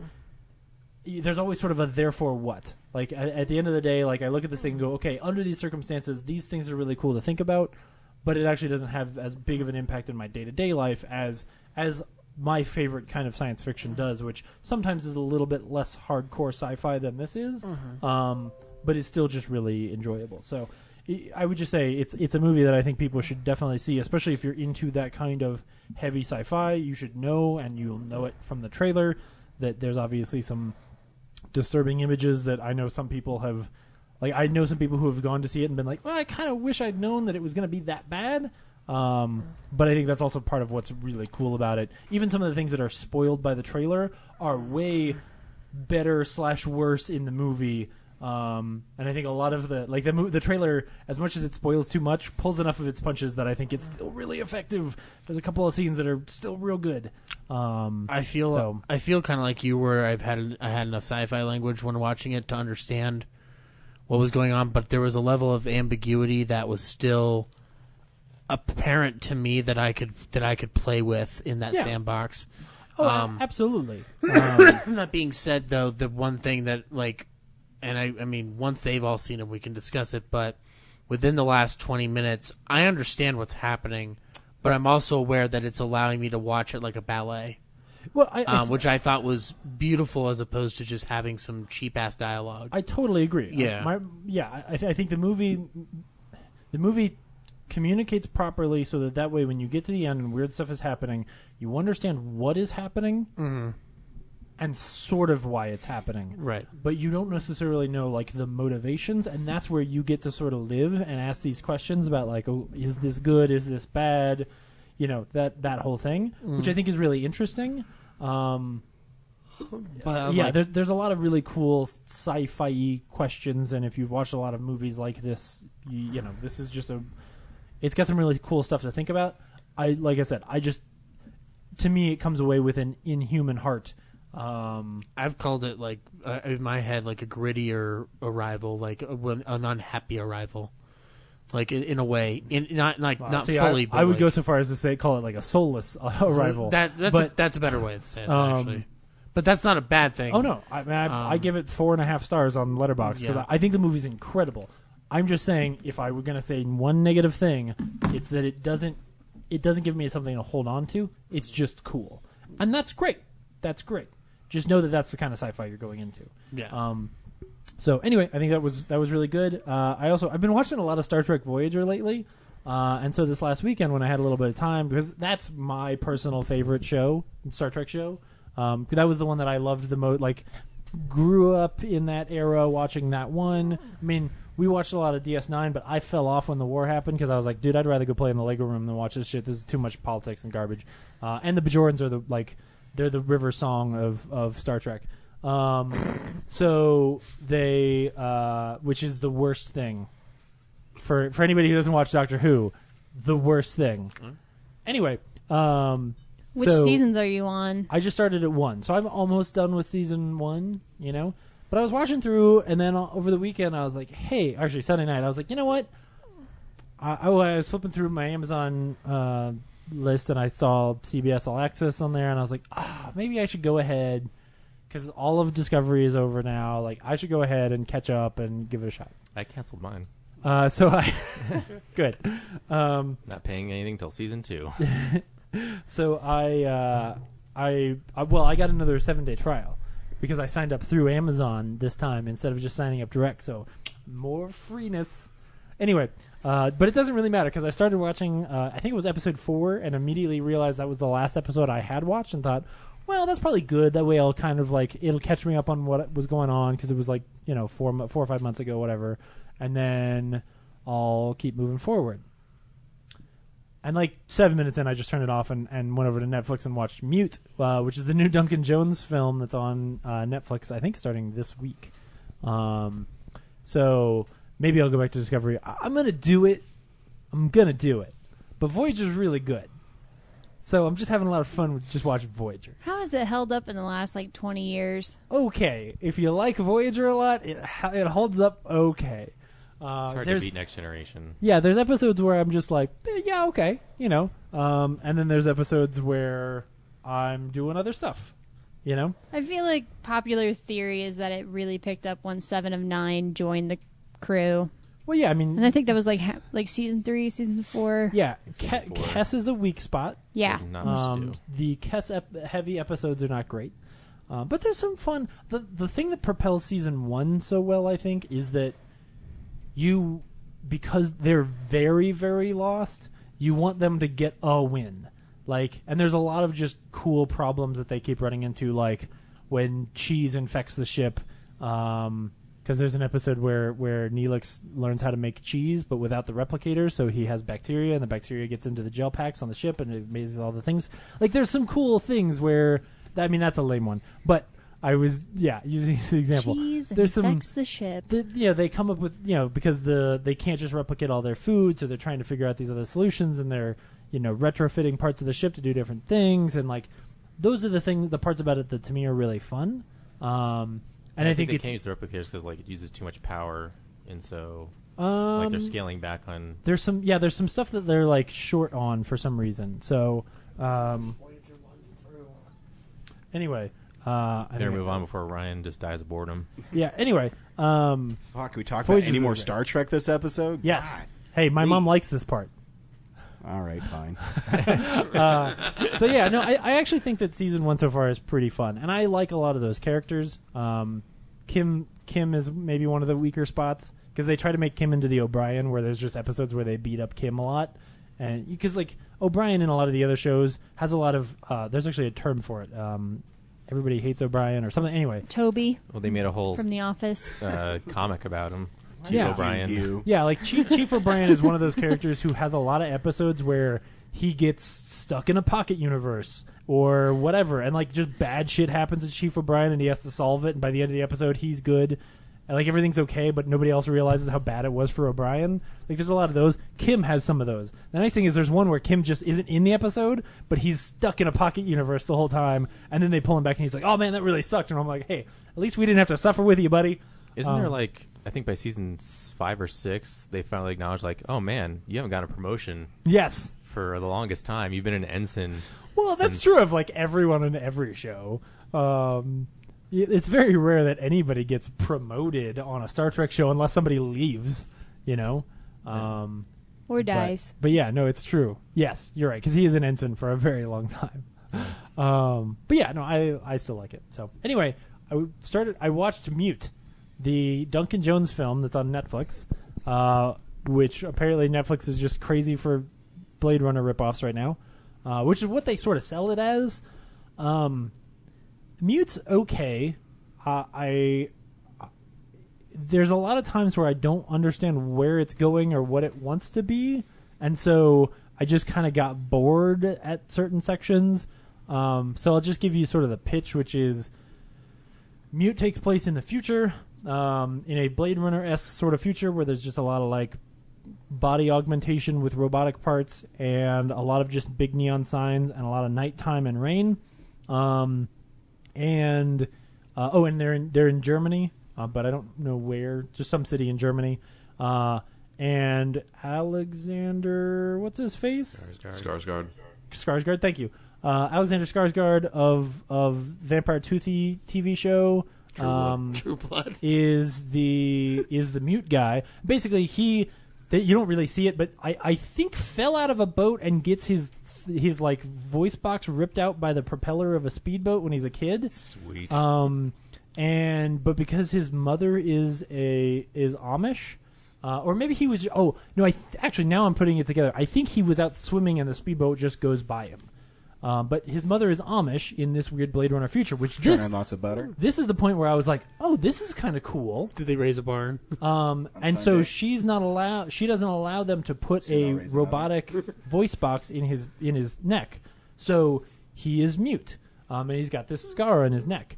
Which that on its own, I was like, oh, cool. Like, is this going to deal with how does this guy who was raised to Amish, technology and stuff, or just Ask Kelly McGillis. If this movie had been, you're going where I was going. If this movie had been Witness, but in a Blade Runner future, I would have been like, this is great. But it's not. So the whole Amish thing really has nothing to do with the story, other than it's an excuse for him to not have a voice box. They got rid of the interesting stuff and put in a lot of pedophilia stuff for some reason. So yeah. So then Duncan Jones has a lot of pedophilia stuff in this movie. Basically, his girlfriend goes missing, and he starts looking for her.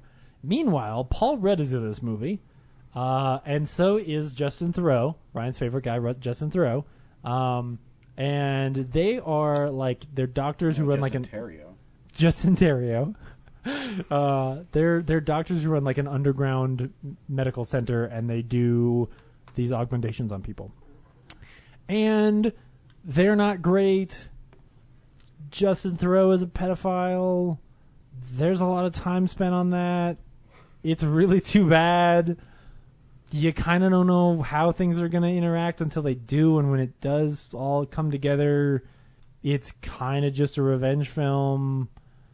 And then, yeah, there's a couple cool action scenes where he beats people up with a bedpost, but it's a fancy bedpost, and that's kind of okay. And then there's a scene at the end where somebody dies real bad with a knife, and that part is pretty awesome to watch, but gruesome, but at least holds your attention more than most of the film. So I don't know. I can't necessarily recommend it. And then at the end, he dedicates it to the people who chose to be parents, and then he dedicates it to his parents. But I guess I don't understand how this movie has anything to do with parents, other than that there is a child in it who is getting protected at certain points. So it's okay. It's not great. The farther away from it I get, the less I'm impressed at all by it. The three strangest buzzwords for a movie: Amish, jet ski, and pedophiles. Yeah.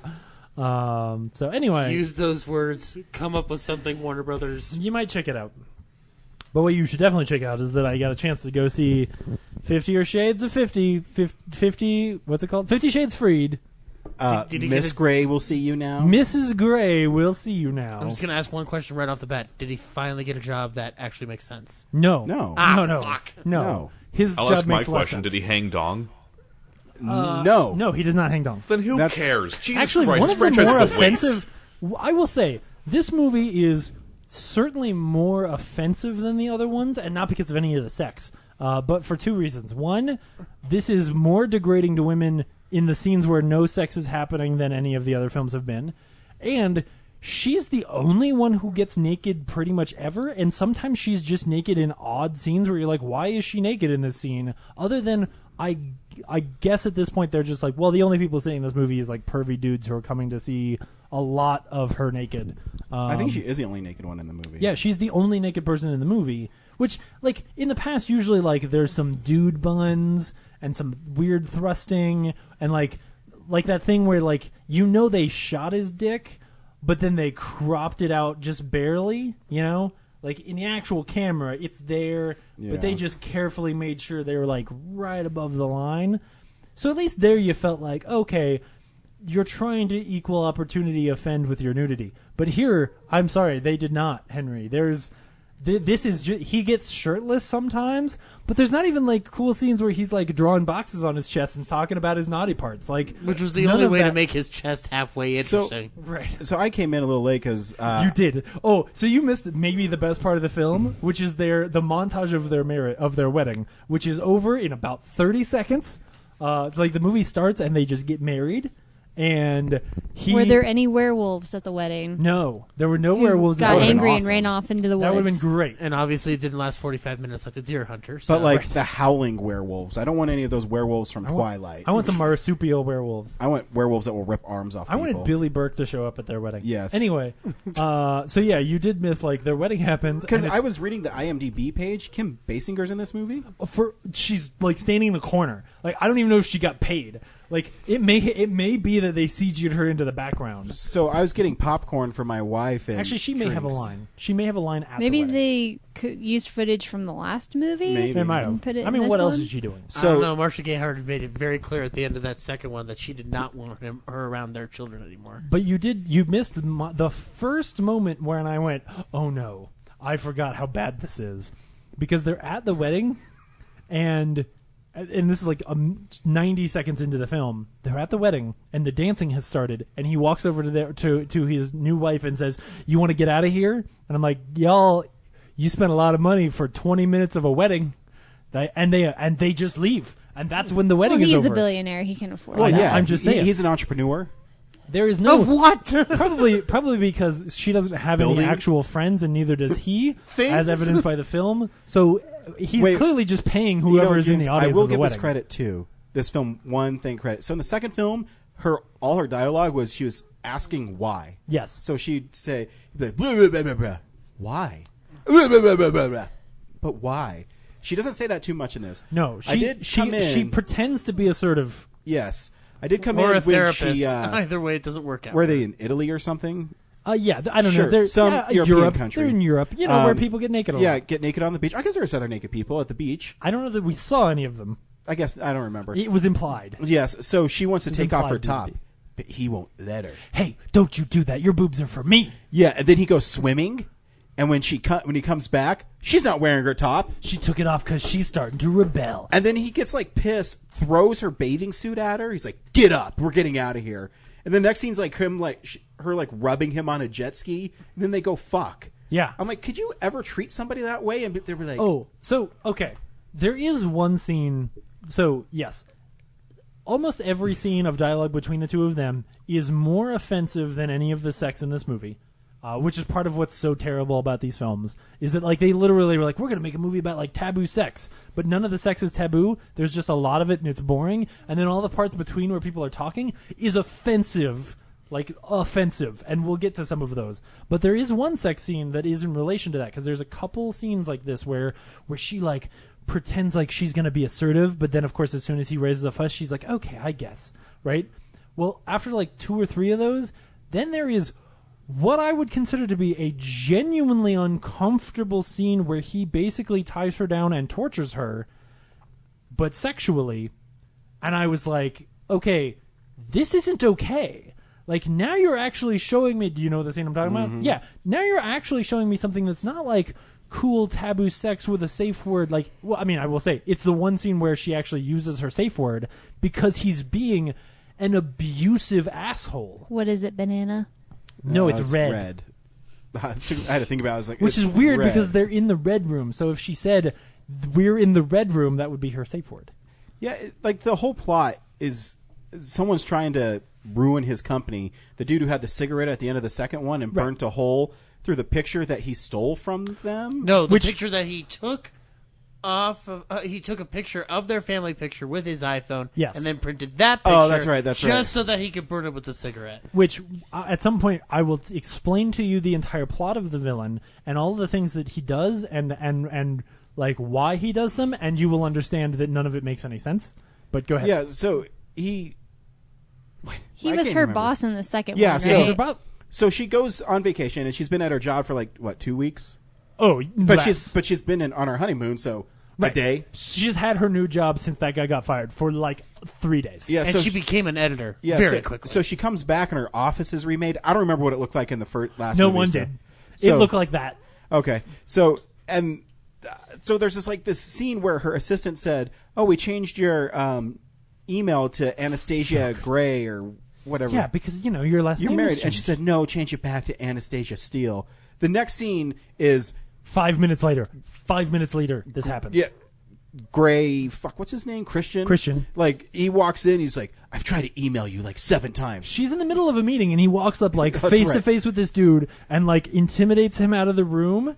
And then he's like, that's a pretty handsome dude. And you're like, really, motherfucker? Like, this fast, you're going to... This is her job. Like, you're the worst. And then, he's like, I've been trying to send you emails all morning. And they've been sent back. There's no Anastasia Gray here at wemakebooks.com. Yes. Wherever she works. I wish that was the name of their company. And so she's like, I want to be independent from you at work. So, I want to be Anastasia Steele.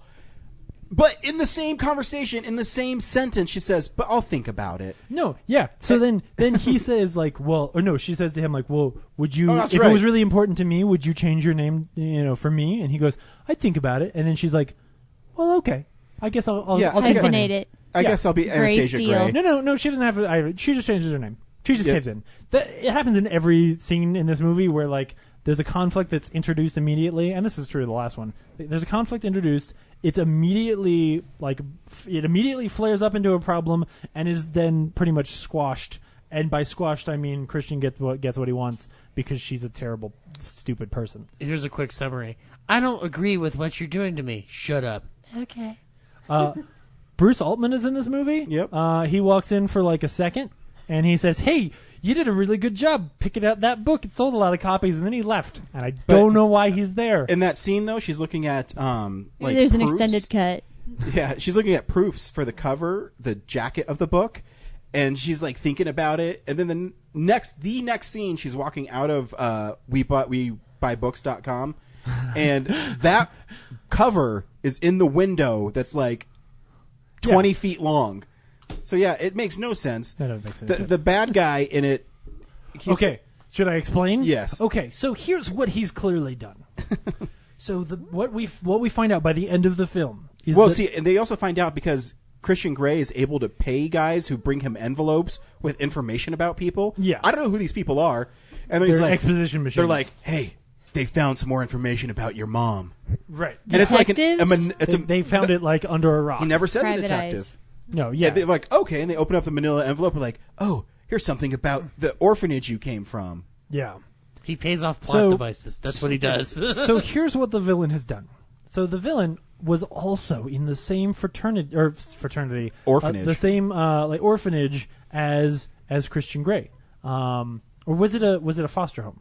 No, it was an orphanage because he got taken into the foster home. Yes, because his mom was a crack So the whore. lesson, for the record, From real the quick, 20s. the lesson from this movie is that if you are an orphan, you either get adopted by ridiculously rich people who do quote business and make ridiculous money, and you're fine except for the fact that you like to torture your girlfriend, or you become an evil supervillain who can do weird, crazy things. Excellent. So he grows up, and he has this vendetta against Christian Grey, and he gets a job working at We Buy Books. And he's sitting there waiting, hoping that a young woman will come in and fall in love with Christian Grey so that he can try to rape her and then take on a whole plan against him. Mm-hmm. So then that happens in the second movie, even though we don't know any of this connection. But that's clearly what he's apparently done, is sit around waiting so that he has a chance to attack Christian Grey. You also forgot they put red makeup underneath his eyes. Oh, yeah. So he looked like he was tired and crazy. They basically took him. They did what they did to his character, like that actor. What they did in It's Always Sunny when the gang gets on crack, and like all of a sudden they just look terrible, and you're like, oh my goodness, like how did you go from like this nice, well coiffed guy to a week later being like this weird crackhead evil villain with his hair in his face? So then he just starts like, so he's super spy, breaks into Christian's office using like Mission Impossible tools and stuff, and gets in and copies some files or some shit. Yeah, like nothing of value, doesn't really do anything of note, and then just like threatens people for about 30 minutes. Until finally during one of Anastasia's like, I'm being rebellious and he's going to New York and he told me to be safe because there's this guy trying to kill us all. But she went out. She went out with and he told her not to go out. I know. He said, "You stay here," and she's like, "But I want to meet up with my friend." Yeah, who I think is also his sister. Yeah, or sister-in-law. I don't know. She doesn't actually have any friends. All of her friends are related to Christian. So in one way or another. except for the gay guy, but he's like he doesn't do anything. Yep. So sounds so random.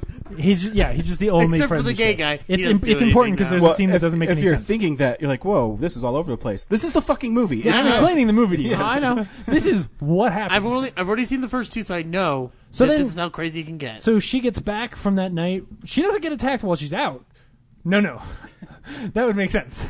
She comes back with her bodyguard, and she's walking through the house, and he's broken into their house, this crazy rich guy's house, with a giant-ass knife. I mean, it's like 3-foot long, like, silly Halloween knife. That's like- not a knife. And- It's like Machete from Jason versus Freddy. Yeah, it takes up a half the screen when he tries to stab her. But with you it. also forgot to mention that she goes to her bedroom and tries to flip on the switch on the wall, and it doesn't turn on. In a crazy rich people mansion. I mean, come on. Yeah. How do you So- not know you're in danger? So I guess he cut the power, but then she walks over to the table and turns on the lamp. He just broke that switch. Okay. Come on. And That's then- what you do when you're going to attack somebody is you go in and you strategically unwire certain switches just to confuse them. Yeah.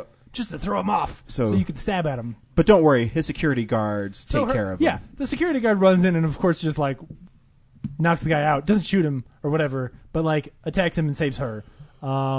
And so that's the end of that. I guess he goes to jail, but he gets on bail for like $500,000. He applies for bail. He applies for bail.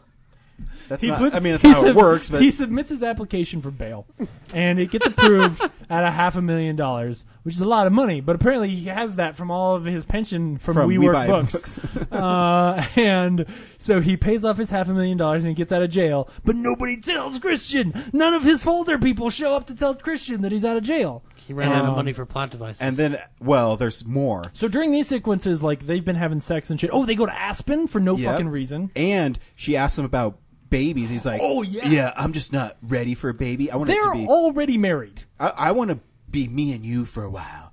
But then she comes Oh, no, back no. from the court. Wait, hold on. You're making this too nice. She says something about children, and he's like, "Don't you want children?" Or she says, "Don't you want children?" And he's like, "No," and he gets really vicious about it, in a terrible way, and then just leaves. And then it's not till later that he's like, "Well, I don't want to have kids right away because I'm afraid that like it'll take attention away from me." And guess Like- what happens? She gets pregnant. Yeah, then, well, first you randomly cut to a table with some little bottles on it, and then like her walking through a hallway, and then just a doctor says, "Oh, you're pregnant."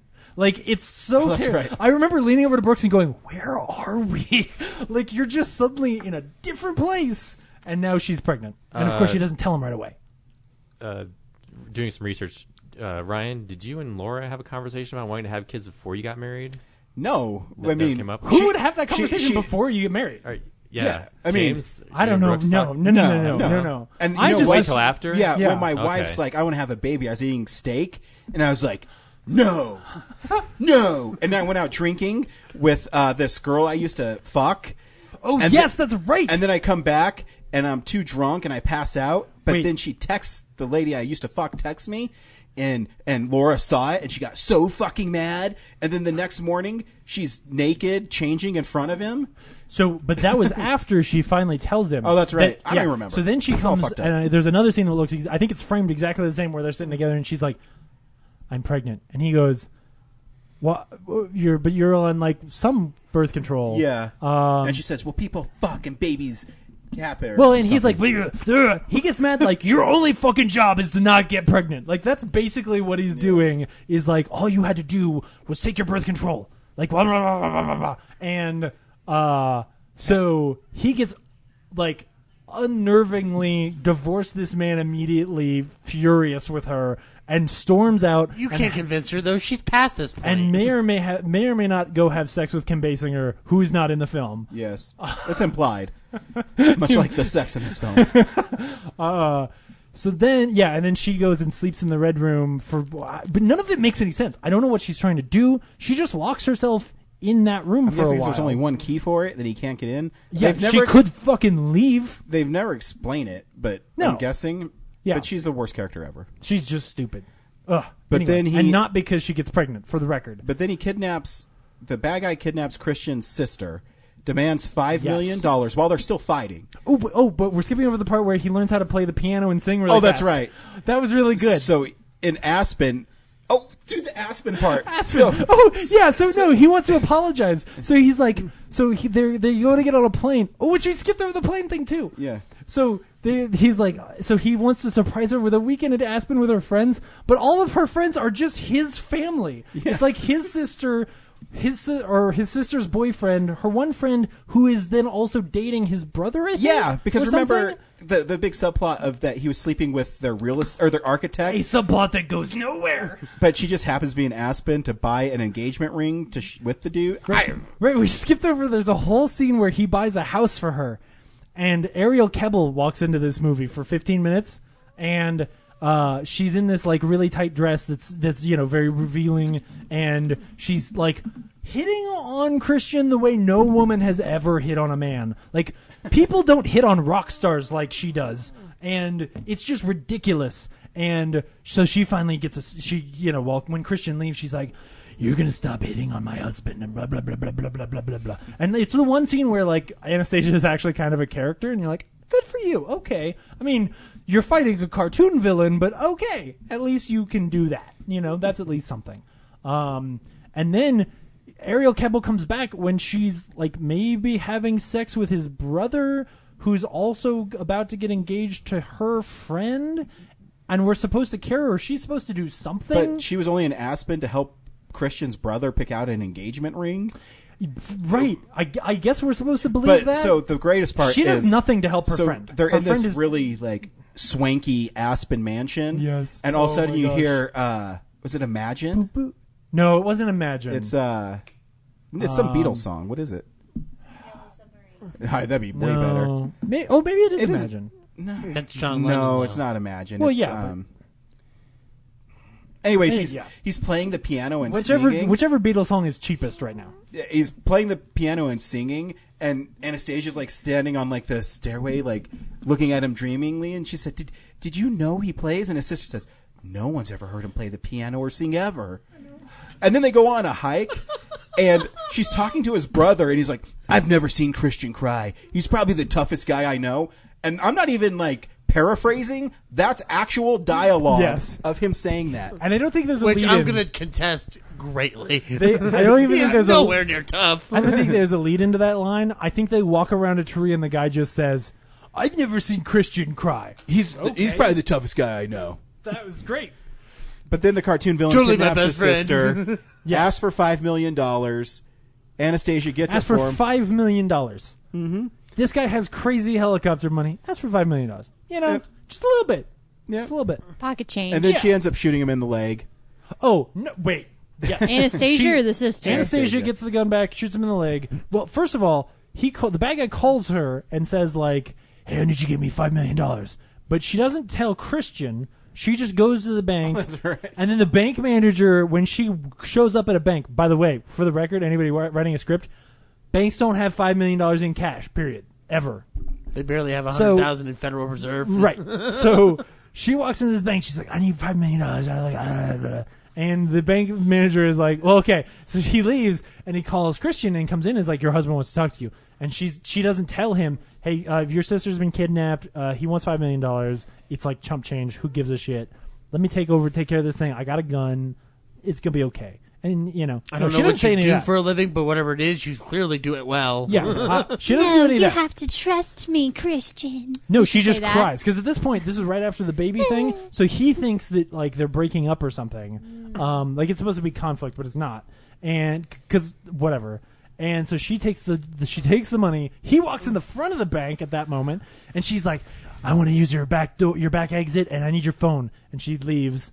And the phone thing was at least a smart, like, "Oh, okay, hey, you did something smart." Because she steals his phone, so the bad guys take the wrong phone, so she has her real phone. So they can track her or some shit. But Christian can track her on his phone. Yeah. And he has 911 on speaker. And they're like, "Follow this to here." And like the next shot is like the cops like going, like, wait, they're not supposed to know, but the cops are coming with sirens blazing and driving like they're in chips. Yeah. Like, oh, yeah. It was ridiculous. It's ridiculous. So the only way you can make that better is if you cut it to footage from a 30s gangster movie where the cop car is coming around a corner. Well, Yeah. That was just like every cop I from mean, every era. That is the shot. Yes, it is. So so then she gets slapped twice. She falls down. She gets kicked in the stomach. She grabs a gun, shoots the guy, and then she blacks out and falls into a coma. Don't know why. Then we find out that there was a girl henchman that's working with her who's doing all of this, kidnapping people because he videotaped them having sex and has threatened her with it. Yep. Because he's going to do what? Put it on the internet? And Like, so it's worth it to kidnap people? If I was some chick and some guy's like, you need to kidnap this chick for me or I'm going to post on the internet, put it on the internet. Yeah. Oh, I'm a nobody. Who cares? Yeah. And then I'm going to sue you for extortion. Yeah. And I'll have proof because you put a video of me on the internet. And then if I have to go to jail, I'm going to apply for bond. I'm going to apply for bail. For bail. Yeah, so then the bad guy is shot and I guess goes to jail again. Yep. I don't think he's allowed to apply for bail again. No, I think he's stuck now. Yeah, you only get to apply But once. don't worry, guys. If you're wondering if Christian's okay with him having kids, he's okay now. He's learned the lesson. He has. And Yeah. the closing shot is them with like 2 kids. Didn't or Anastasia 1 get kid and kicked in she's the pregnant. stomach, though? She does. did. There's supposed to be some threat there that there. I almost thought like, man, maybe that guy, this is terrible. But I thought that kid might be better off. Well, or if it's like, it would have been better writing if she did lose the baby and then Christian realized what he lost. And Yeah, at least then there's something Yeah. something at risk here. But no, like everything's just fine. everything works out. They live in their house, their dreams. Their kid's cute. Then she's pregnant again, and Christian still is an entrepreneur. Yeah, he turns his money into more money. Yep. Doing what? And that's 50 Business. Shades Freed. Yeah, no one is freed. Man, Nope. I By don't the know end what of the movie, fuck you two just said, little kids. But you're special. it's terrible. Yeah, I don't know. I don't know what else really offensive stuff we missed. But I can't remember. There's a lot. I think you covered the entire gamut. Is it the worst of the three? I can't compare them. I can't. They're all So, garbage. I've still never seen the first one. The second one is more fun to watch because there's so many just ridiculous things that happen. Whereas this one's more boring, but also more offensive. So I was like curled up in a ball, like doing this with my hands at the screen a lot more. Whereas the second one, I was laughing a lot Yeah, more I because guess. like he almost dies in a helicopter. Yeah, at least the second crash one and, is like, so ridiculous. Yeah, like it's so stupid that you can have fun with it. Whereas the third This one, one's just mean-spirited. yeah, I mean, genuinely, there were a couple scenes where I was like, okay, this isn't okay. The You've got some shit here that's really bad. The first one had the potential to be less stupid, but it ended up being just as stupid as the second one ended up being. That makes me want to go see the first one. I don't know. Like, I just... Ryan- Again, I saw the two, Ryan, you and gotta I don't come think over. I'm... Yeah. The You gotta first come one over they sometime. actually cared about. Like, there's actual like cool set design and cinematography in the first one. The script's still fucking atrocious, but like they were trying with the first one, and then the director was like, "Fuck this," and she quit. And the two Yeah. actors were like kind of having fun with the fact that like none of this makes sense.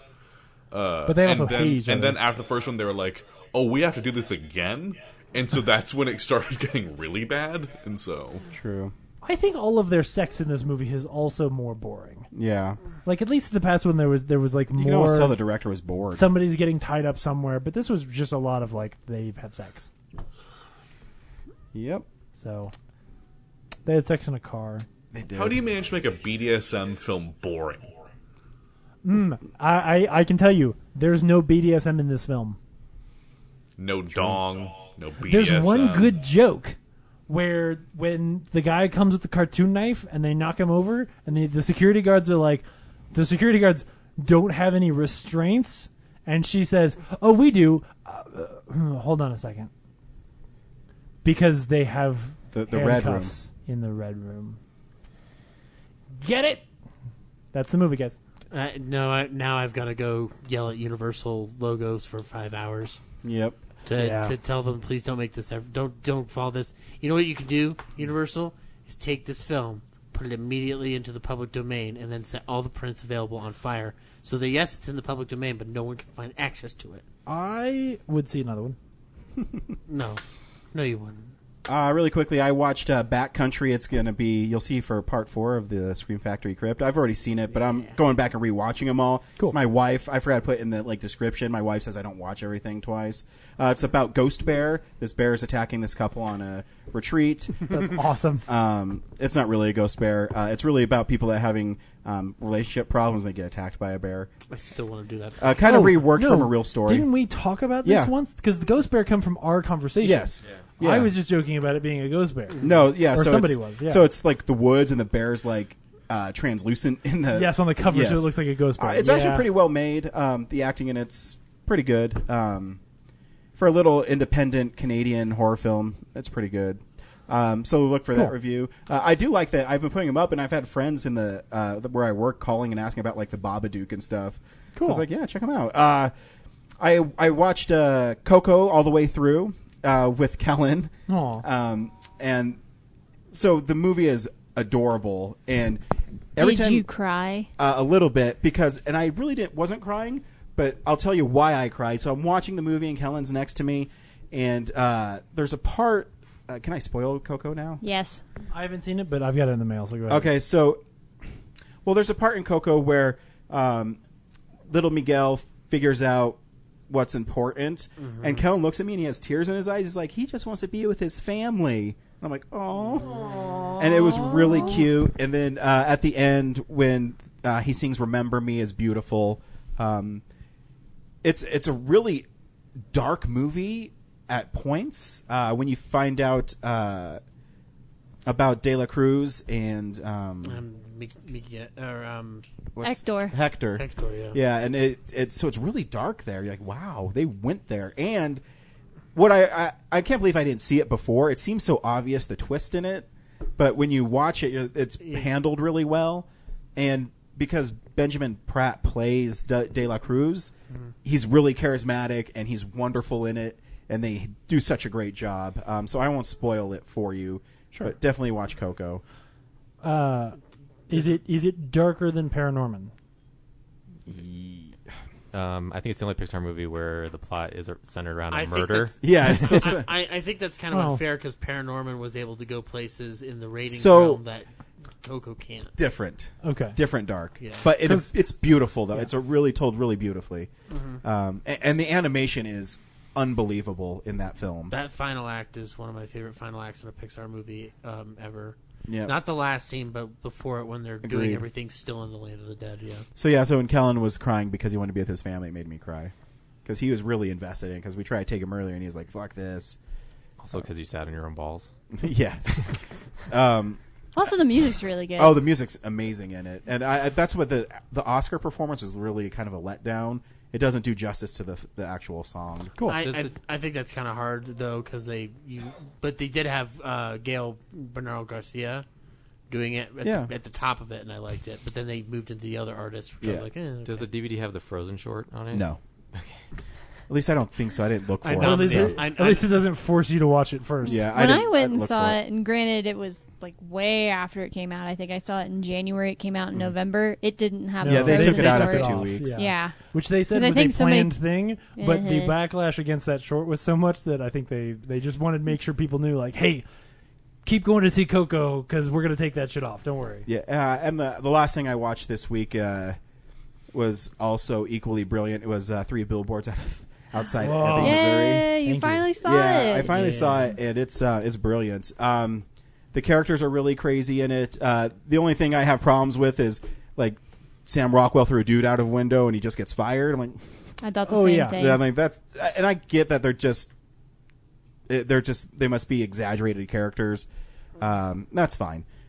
But the movie is great. Woody Harrelson's great in it.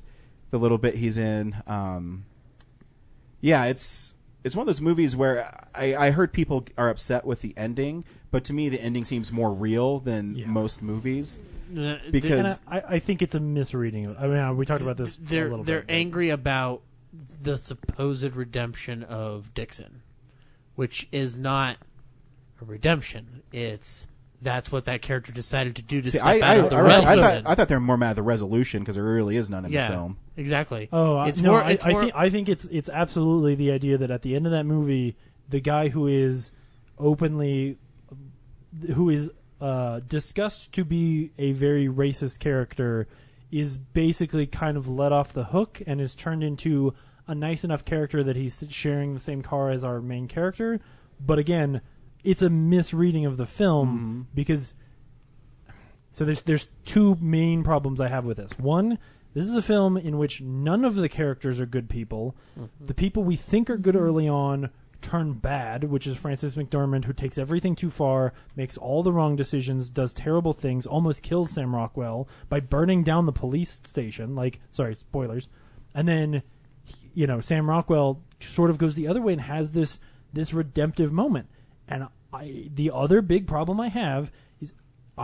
I'm sorry, if your argument is once you're a racist, you are lost forever and I have no hope for you to ever see the light, realize that you're a terrible person, realize that you think poorly and you can never be redeemed, I like you less than the racists, to be completely honest with you. And I think his moment, like that letter that Woody Harrelson sends him and this moment where he's like, oh, I should try a little bit harder to be maybe a good person, is okay. The fact that this isn't a scene. I mean, I don't know why it's okay that we can have American History X where there's a guy who was a racist and now he's okay, and that's okay. But here, this guy who is never openly racist is just ignorant in the movie and doesn't understand, and then starts to change marginally, not huge. He's not sainted at the end. That's the point I was trying to make before you cut in, which is that he does not. He takes a step towards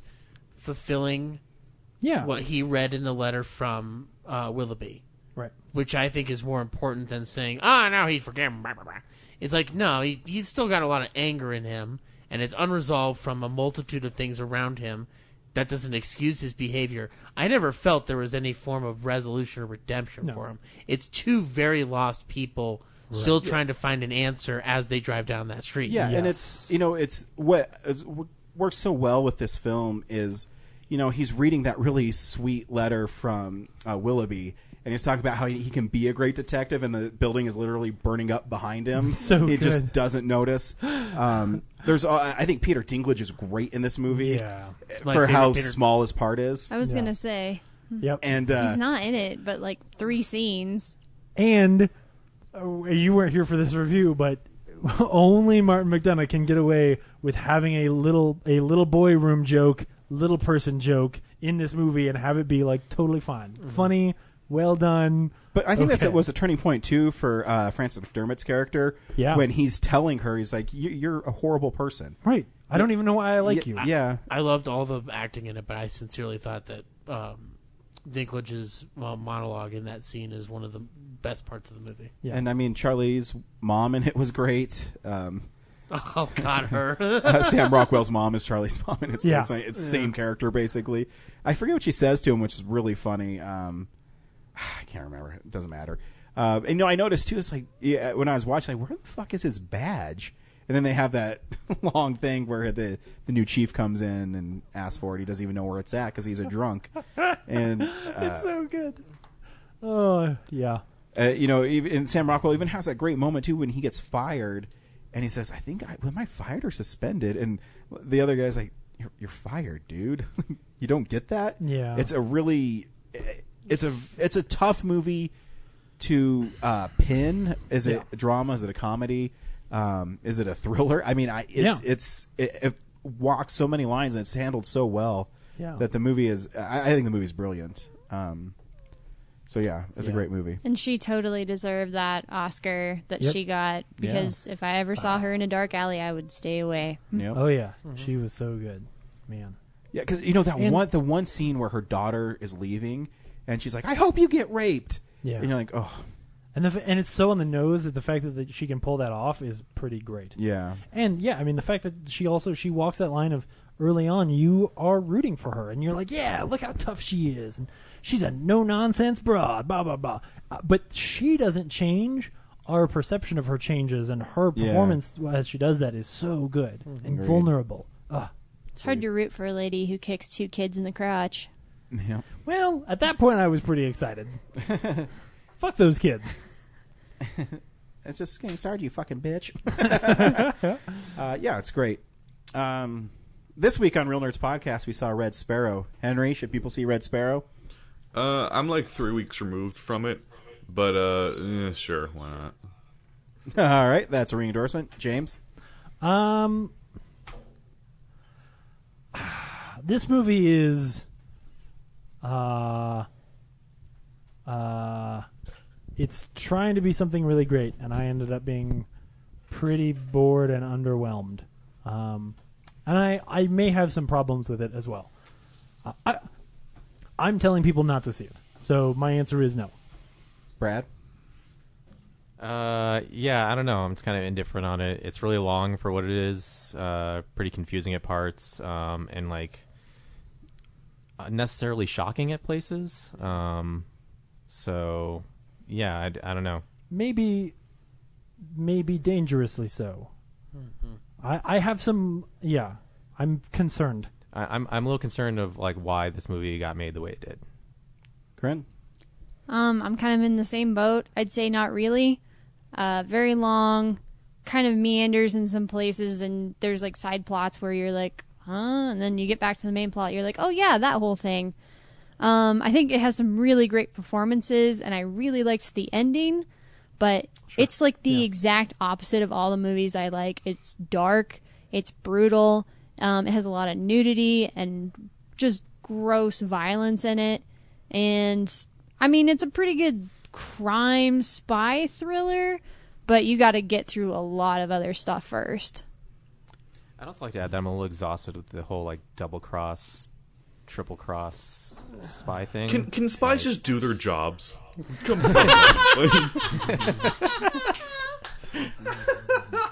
I didn't mind that part.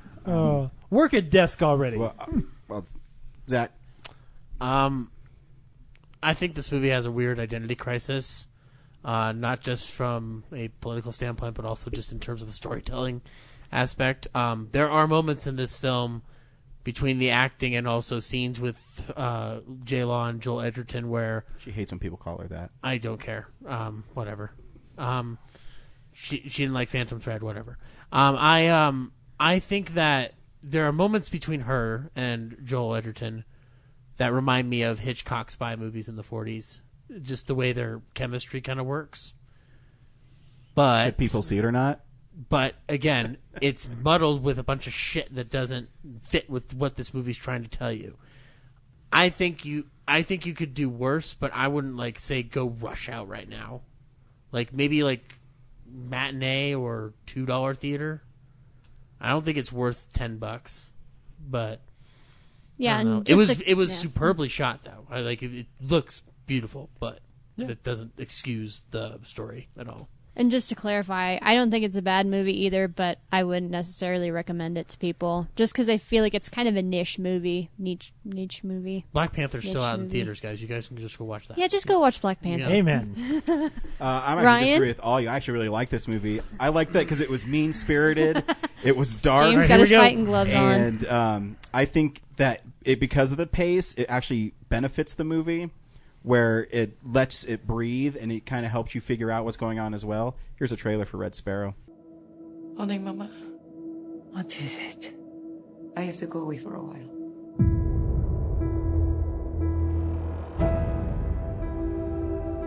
I was told to take a man to a hotel. They said he was an enemy of the state. Take off your dress. And in exchange, my mother would get the doctor she needed. Instead, they cut his throat. There could be no witnesses. So they gave me a choice. Die, or become a sparrow. From this day forward, you will become sparrows. Weapons in a global struggle for power. You'll be trained in psychological manipulation. You must learn to push yourself beyond all limitation. Take off your clothes. When we are finished with you, the person you were will no longer exist. Every human being is a puzzle of need. You must become the missing piece, and they will tell you anything. You have a gift. You know how to survive. This is what you were meant to do. There is a traitor in the government. His last known contact is an American. Get close to him. I thought I saw you in the pool yesterday. Are we going to become friends? Is that what you want? She's a sparrow. You only matter because of what you can do for them. Work with me and make these men pay. You are better at this than any of us. Your only problem is you have a soul. We can't trust a word that comes out of her mouth. There's something else we're not seeing.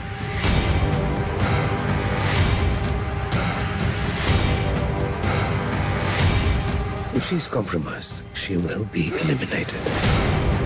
What have you done? You belong to them. They'll never let you go. I'll find a way.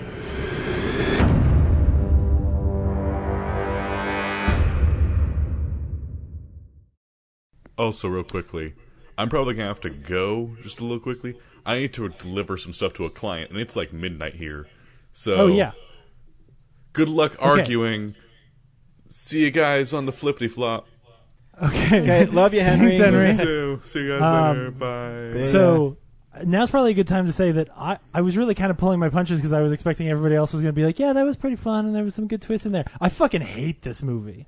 But I also knew, like, if I say that, I'm going to get accused of just going in and putting my hater pants on, which I didn't. Your hater pants. I was totally like, okay, you know, look, I got to see this movie. We'll see what it is. And early on, I was like, okay, this is interesting.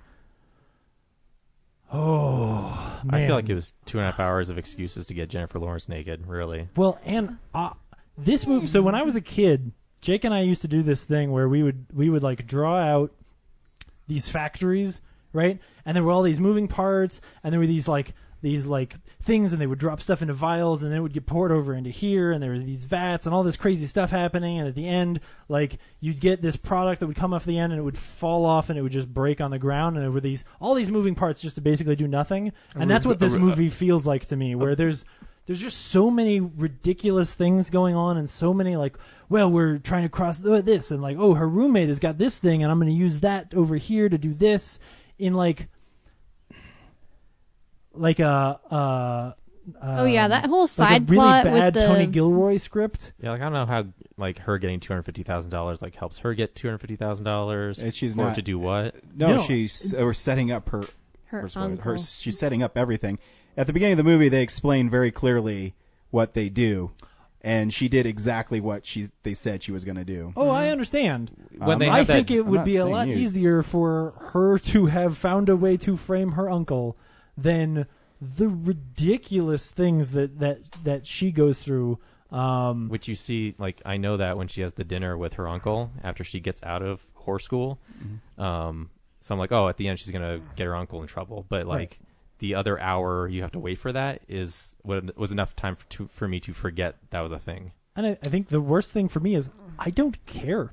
I don't like her. I don't think she's very interesting. And she's not good at what she does either. No, she really isn't. I mean, even the matron said that. They keep telling her, like, oh, you're such a great spy. Like, we're bumping up to the next level. And but they she keep screws giving up her all every- these chances because she's well, the they actually said director's the only reason she niece. got going is because of who her uncle is. Right. So everyone agreed that she wasn't good. Yeah.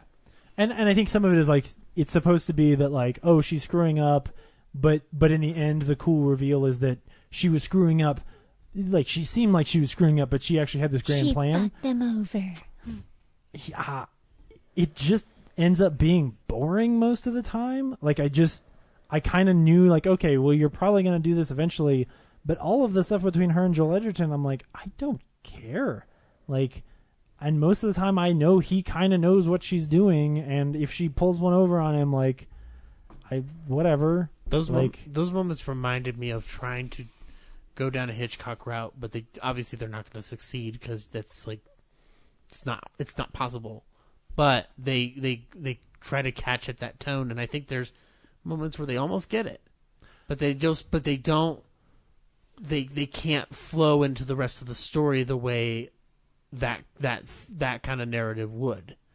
Like that, if you want to do this story between Edgerton and her, I'd rather see more of that than the subplot with her and her roommate in the house. Yeah, I mean, I think that there's a brilliant story here, especially when Jeremy Irons' moment happens. I was like, oh, this is the movie. That was like really the good cool scene, too. part of it is this reveal of, oh, he's the guy, which I kind of knew the whole time. I was like, Jeremy Irons is in a side role, and there's a mysterious figure who's an older guy who trusts him. Like, okay.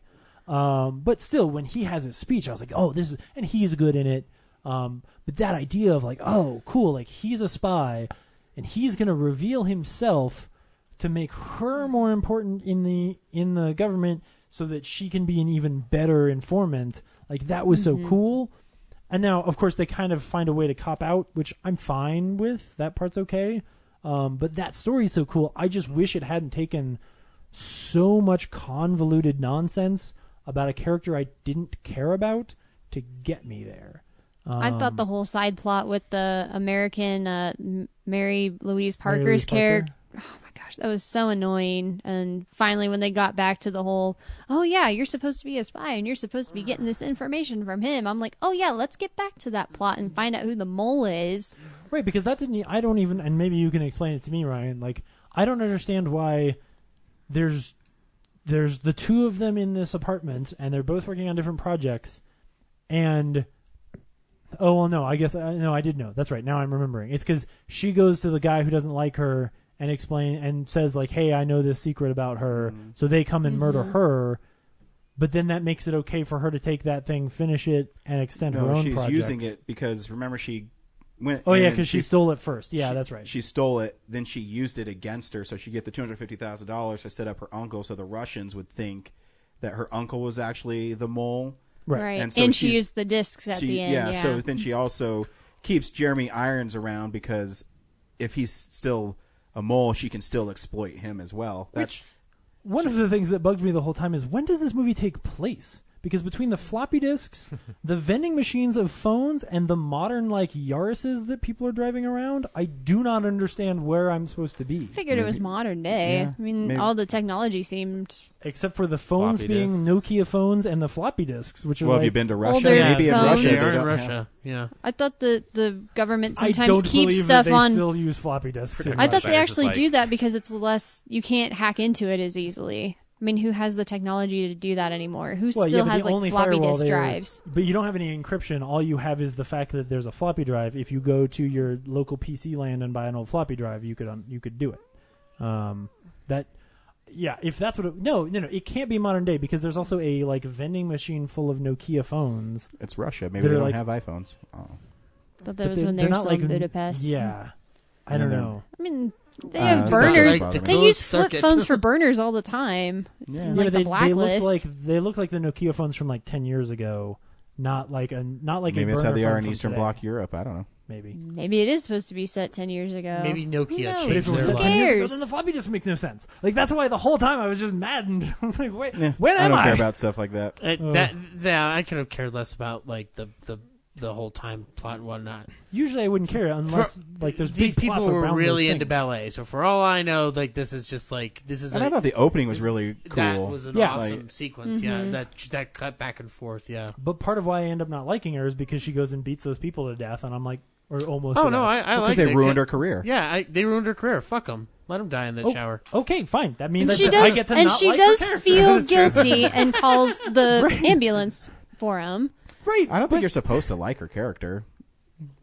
Then I think the whole movie falls down. Like, then why am Maybe I glad that she does all of this stuff and gets revenge on her uncle? Otherwise, then the only thing I have is I feel bad for Joel Edgerton, who has to sit on the sidelines and try to figure out what the fuck is going on and have all his time get wasted. The excuse could be lesser of two evils, anti-hero. Like, you could throw a lot of darts at it, but I don't know if it hits it quite the way it should. Right. But that being said, though, like, it's not unwatchable. No. Except for certain parts where I'm like, wow, you guys are just pushing this, like in the Red Sparrow scroll especially. But there's even sequences outside of that where I'm just like, what does this have to do with what we're talking about here? And I don't know. Like, I mean, the scene where she asserts control in the Sparrow School, I thought was incredibly uncomfortable and at the same time, like, expert tension building filmmaking. Yeah, I don't think it's supposed to. You're not supposed to be like, oh, this looks great. Yeah, no, you're not supposed to. But there's like, but everything else in that, like, she gets assaulted twice in this film. Like, it's uncomfortable as shit. Like, it's just like, dude, like, I mean, like, the first time was enough. And even then, that goes, like, into Girl with a Dragon Tattoo territory, where I'm like, dude, like, I don't need to see you fall to rise up and smack it across the face. I can see you smack it across the face and get the same message across. I understand what they're trying to do. I could also argue it's character building too, because so the first time is when she's in that hotel room where Uncle sets her up. Mhm. The second time she actually beats the shit out of that guy, and then the third time she uses it to her advantage. Right. She lets the dude hit her because she knew how other people would react. I don't know. This is why I like this movie, because it reminds me of those really slow building spy movies where they basically laid out the plot for you, and then at the end it all came together. Yeah. Yeah, but and I to me, did this like is the a movie- reveal of Yeah. her that she flipped it and turned in her uncle instead of. And I even saw when they had that shot of the hooded guy in the helicopter, and I'm like, yeah, that's not Jeremy Irons. He's way too big. I feel like not in the same ways, but in the same discussion point in terms of like how it generates reaction. Red Sparrow operates on the same level of Neon Demon, where it's interesting to talk about certain aspects of it. I mean, it would have been cool if it was Jeremy Irons at the end, Yeah. and they took off the thing, and he said, "You wouldn't kill your favorite uncle, would you?" Even though that's a Lion King That reference. would have been You just want the actors to have been switched. Yes. That's what you want. Yes. Which would have been fun. If you're looking for marshmallows, you will find none in the box. Yeah, I will. So I feel like this is a movie that aspires to be Tinker Tailor Soldier Spy, like you're saying, but I was ultimately underwhelmed when it was over, and I was just, because Tinker Tailor Soldier Spy, also boring, but then really the end good. happens, and you're like, oh, well, Yeah. that was cool. Yeah. So this is like the same kind of thing, but I just end up feeling like not enthused. Partially has a lot to do with the fact that I don't like anyone in the movie, really. But I will also say I remain unconvinced that this is a female empowerment story and not actually just really degrading. I don't think I would qualify it in that realm because of how much it contradicts itself. Yeah. But if I eliminate that though, and I'm just looking at her as a character, I'm not even thinking of it on that level. Like, yeah, it's interesting to note how she progresses from victim to like defender to ultimately like taking advantage of it. But if we're going to use this as a whole message, no. I'm sorry. And it definitely falls into that trope of it's only after violence has been brought against her that she, she becomes a victim and then turns into a badass. Yeah. And it's funny because you brought up Girl with a Dragon Tattoo, and I thought of that too, like during some of those scenes where I was like, okay, is this the same thing? But I feel like this is like if... well, maybe this is more apt. I was about to say it'd be like if Brett Ratner shot Girl with a Dragon Tattoo. Like that's how well it was handled, and then I just realized, maybe that's too on the nose. I threw up in my mouth a little bit, man. Someone of that talent level, though. Yeah. Which is not. It's not Men Who Hate Women. It's just rape and degrading sequences where you're kind of like, oh, okay, I don't know that I'm super on board with this. Whereas, like, Girl with a Dragon Tattoo is super uncomfortable, and you want her to fucking just destroy that guy, and she does. But yeah, yeah. That being said, though, like I admire Francis Lawrence, the director, like pushing the pace of this film as it is, because I heard a lot of complaints that it was like slow and boring and whatnot. I'm like, good. We need to learn patience. Sit down for 2.5 hours and study this piece. Because it looks beautiful, it's shot beautifully. He tries some stuff that he doesn't always get away with, but I like the attempt because I would at the end of the day like to see these ideas blossom in further films, not from this series or anything, but I'd like to see those ideas blossom in other films more than I would like to see more fast-paced stuff necessarily. Like I like to think when I go to the movies. This film made me think, not like the most intelligent, but made me think a little bit. It's at least better than a Hunger Games movie. It Yeah. makes more sense than a Hunger Games movie. Well, I like the Hunger Games, but whatever, you know. Movies are art. People are going to interpret them any way they want. Mm-hmm. That's why. That's why next week we're seeing Hurricane Heist. I don't know. Oh yeah, shit! I have no idea. It's Hurricane Heist or The out next week? Strangers, yeah. Or the Can Wrinkle, we see Hurricane Heist or the Wrinkle in Time? Oh yeah, that's right. It's technically should be Wrinkle Wrinkle in in Time. Time, but Yeah.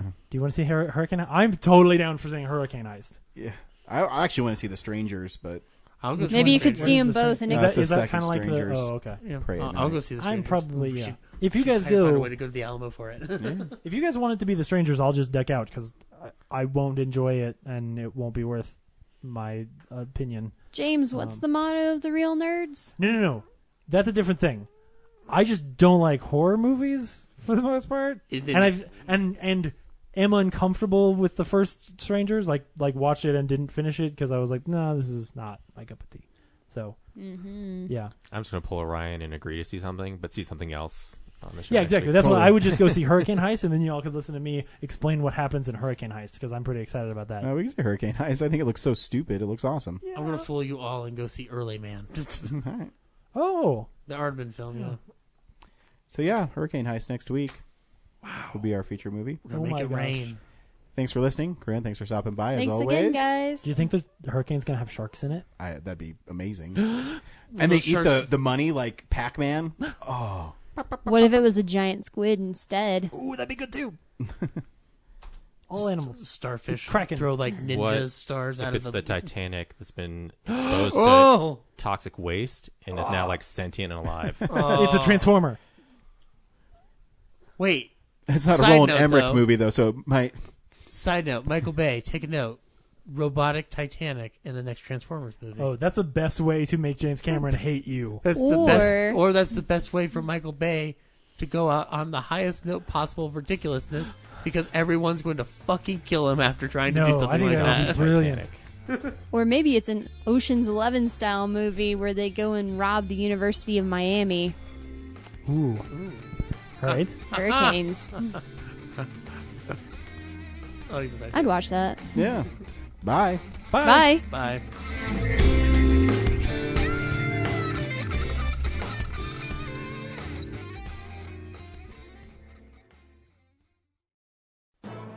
Thank you for listening to this episode of Real Nerds Podcast. Real Nerds Podcast is a production of Nebulous Visions Multimedia. Thank you to Sparks Mandrill and Plan 9 Studios for our kick-ass theme song. Also, if you're in the Denver area and you're looking for a cool place to see movies, we see them at the Alamo Draft House in Littleton and now also in Sloan's Lake. Thank you to Colorado Coins, Cards, and Comics for supplying us with all our comic needs, especially you, Andrew. You know who you are. And a big shout out to James's mom. I'm giving you an electronic hug that you can feel through the airwaves. Thanks for listening and have a nice day.